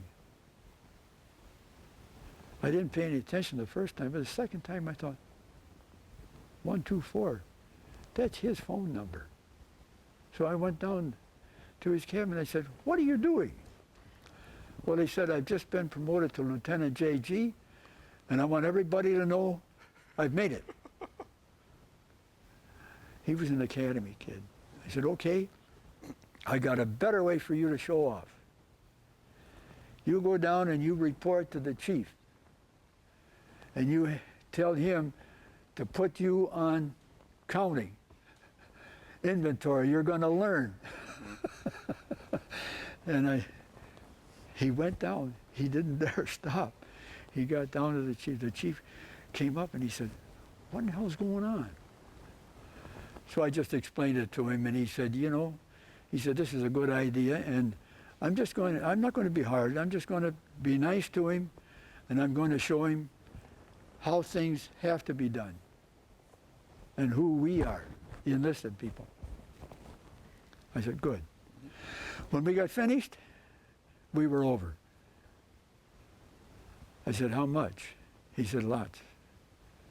Well, the carpenter shop used to make traveling boxes for senior officers. And I said, how about, 30 inches by 3.5 foot or something? He said, how about 2? We filled them up. I said, you wait until I have the mid-watch. And the night I had the mid-watch, about 2 a.m., he and a couple of hands carried those boxes up the back steps onto the back deck, and we went over to the rail and into the harbor they went. It's a dirty shame, but it was that, or I could have been court-martialed for it. Yeah, because you would have been stealing stuff or in possession of Yeah. stolen goods, I guess. Did I tell you did you hear me tell any other stories about things? Well, you also mentioned what somebody did when they were short of something. Well, that was he was the one, the flyer that was short bomb sites. He had 5 of them. There was another friend of mine that was on an LST. And at one of the landings out in the Pacific, the Radio Shack got shot away. They went ashore. The Army had portable radios on wheels. Aboard it came. That was their Radio Shack. Until they came into the harbor at San Francisco, far enough to where the rest of the navigation would be visual. Mm-hmm. And they dropped it down and they drove it over the side. They couldn't go in with that. Okay. Now, that's a dirty shame. once you completed decommissioning process, or you're part of it then. Yeah. So do you leave you go to Philadelphia and then leave the ship, or what happens to you? At that point in time, I was due for discharge. They asked me to take, see, the ship was still pretty much loaded up with crew, had quite a crew. Wanted me to, if I would take a group to Chicago, the Navy Pier. My home was in Kenosha. Yeah. I thought, yes, that'd be fine. They told me, this is going to work out fine. We've already got the railroad. We've talked to them. You're going to have 2 cars, and it'll go right straight through. You'll leave Philadelphia, and it'll take you right straight through to Chicago. And I thought, well, this is great. And then Navy Pier will send 2 trucks, and they'll meet you at the station, railroad station in Chicago, and they'll pick the men up. He lied. We went down to the train, to the station in Philly. They never heard anything about it. But we can give you 2 cars. We're not guaranteeing what they're going to be like. You know what they were?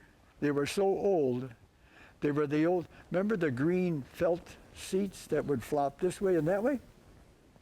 That was that railroad car, 2 of them.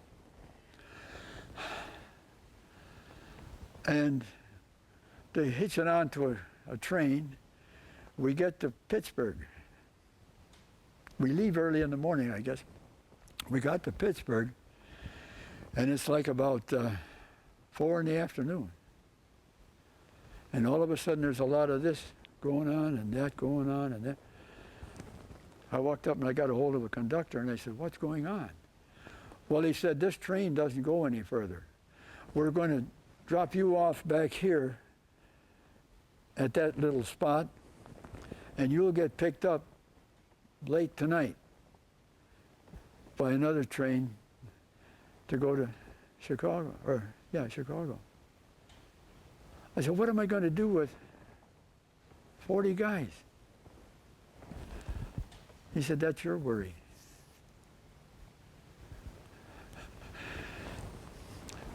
I get back in the back there, and they've dropped us off.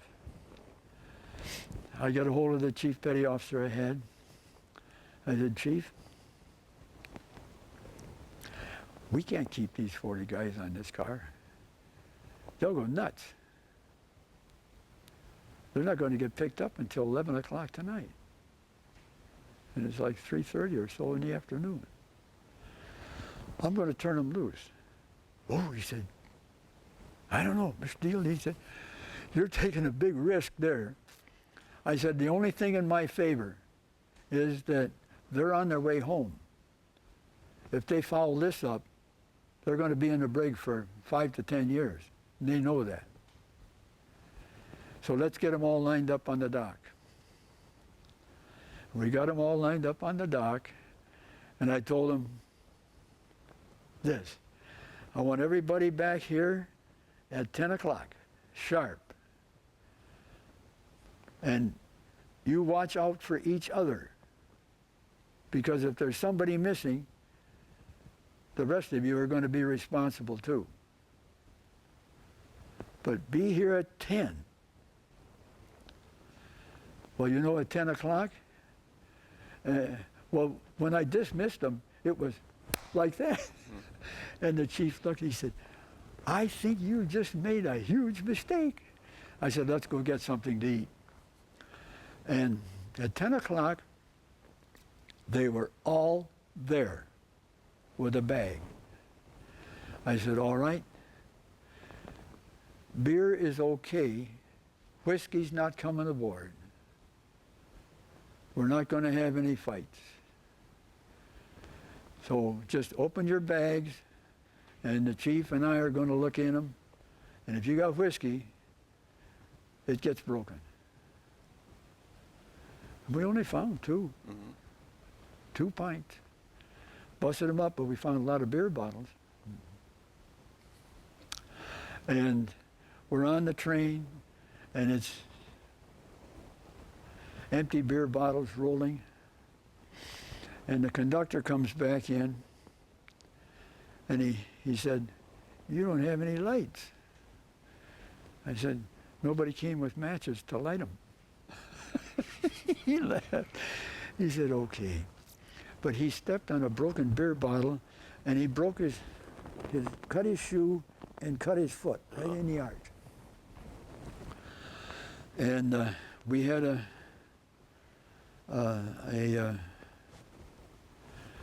medic on board, and he took off the guy's shoe and the sock and stuff. "Oh boy," he said, "Sir," he said, "that's a bad cut." I said, "Get out your first aid kit and take care of him." "Well, I don't have a first aid kit." I said, "Get out your first aid kit that you stole and take care of him, now." He said, "Okay." He went back and got a beautiful big kit, fixed the guy all up real nice, and the old conductor felt real bad. I said, "Now, everybody, you grab those bottles that are rolling here and put them in their bags. We don't want anything to happen." And at 6 o'clock in the morning, I had a chit to feed all of these. So I walked up to the dining car, and I said, "I've got 40 people back here to get fed." "Oh man," he said, "we can't do that." I said, "You're going to. You don't have any choice." I said, "This damn railroad has bounced us around enough. We're going to get fed." "How soon can you get them here?" I said, "Right now." "Well," he said, "who's going to pay?" I said, "I am. I've got the chit right here. You put the price on there, I sign it. How much a man? And how many men? You got a deal." He said, he turned around, he yelled, he got that crew in there going. And he said, "Please don't let them sit and yak." He said, "Get them fed and out." Because he said, "We've got, customers coming between 7 and 7:30. I said, "Okay." Passed the word. Everybody did it just fine. We got a nice big pancake and egg breakfast and took care of it. We get to the station in Chicago. There's nobody there. I go over to the station master. I said, "Where are the trucks from Navy Pier?" He said, "What trucks?" Well, he said, there's a shore patrol guy roaming around here. "Oh, he's right over there, way up in front there. Go catch him. He's got a phone number that he can call." So I got him. He called. Navy Pier knew nothing about it. Mm-hmm. We sent somebody over. Hour and a half later, they had a thing there, Off they went. And I took off for Kenosha with a 1 week's leave. All right. Now, how much longer before you get discharged?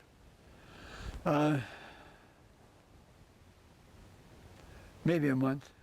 Okay. So did you have to go back to Philadelphia again? I went back to Philadelphia. Okay. Yeah. Mm-hmm. All right. Now, once it's all over and you're back home, well, what kind of career did you go into? I went back to school. Okay. My original choice was chemical engineering, Mm-hmm. but I got into that and I didn't like it.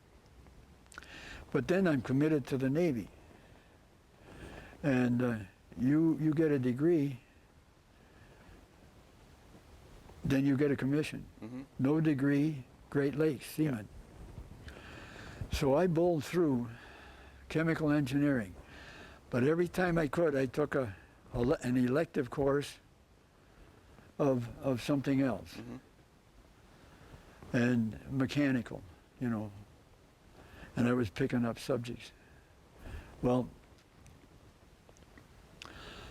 I got to school, and And they took me in, and I was going into the mechanical, but the dean got checking everything. He said, wait a minute. He said, you're 3/4 of the way there already. He said, and we're not going to give you another degree with that so few hours.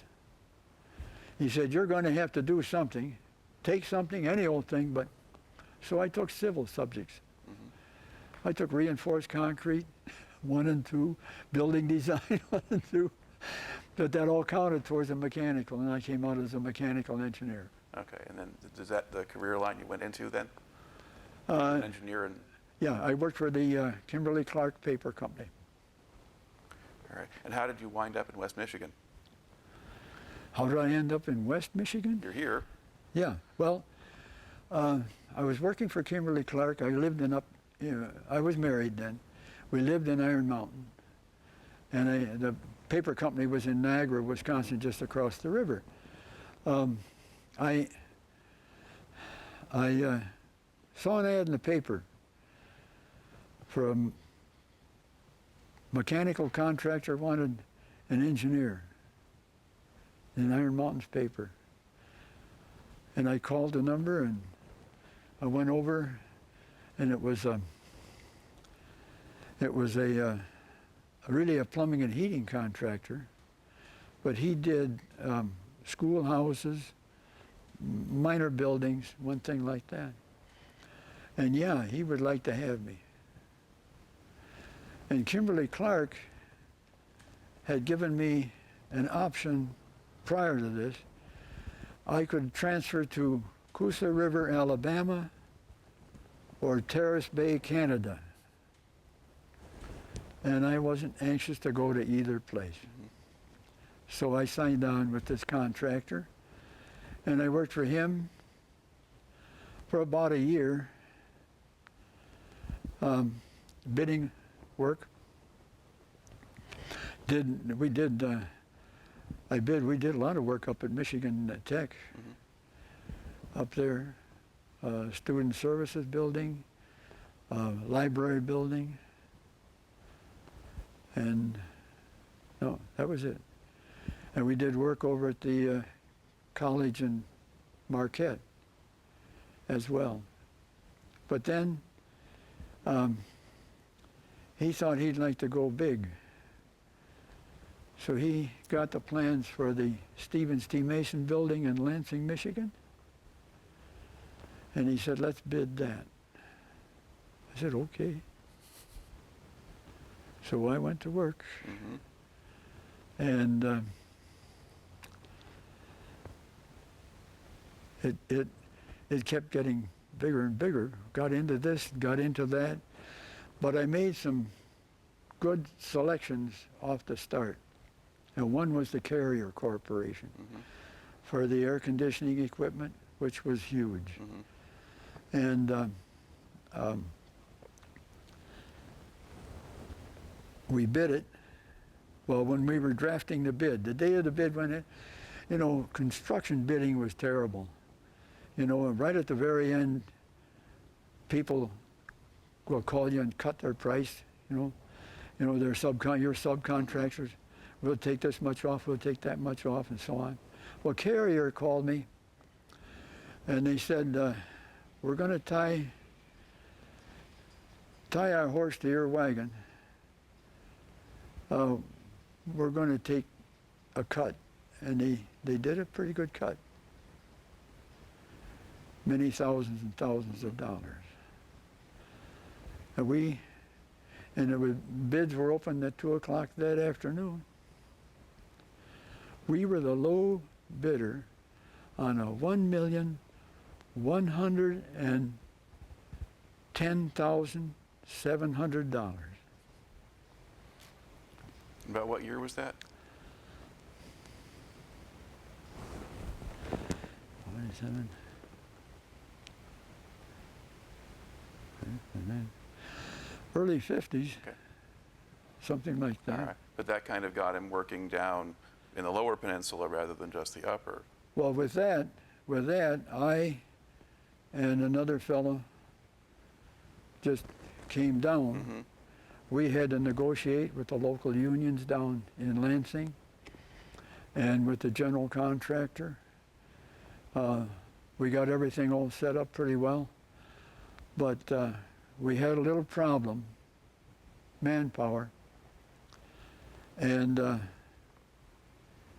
I heard of a fellow that was available, and I told this fellow I worked for that owned the company, let's get him. We got him.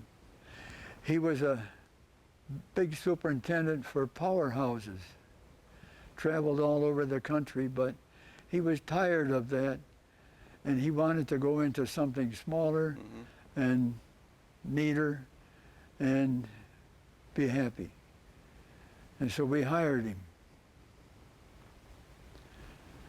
And the first thing he did was go down and tell everybody where the bear sits in the buckwheat, and this is the way it's going to be.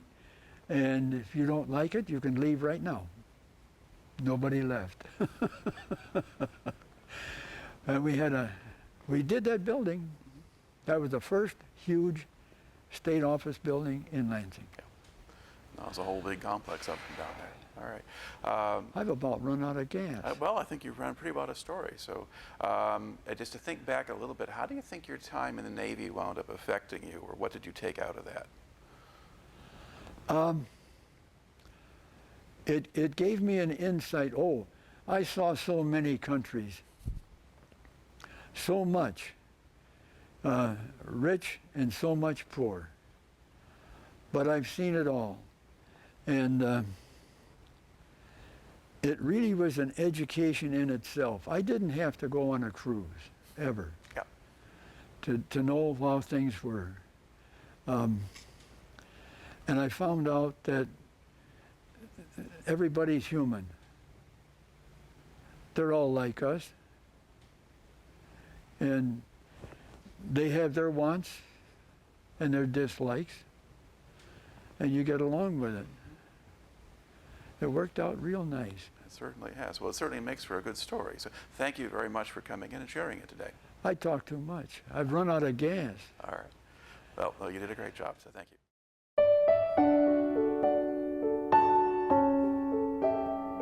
I never seen such desolation. I think we drove for a mile and there wasn't a building hardly standing. Nobody knew what was going on. They called the situation fluid, but fluid means that nobody knew anything. It was different. If I had done something else, I don't know what I would have done.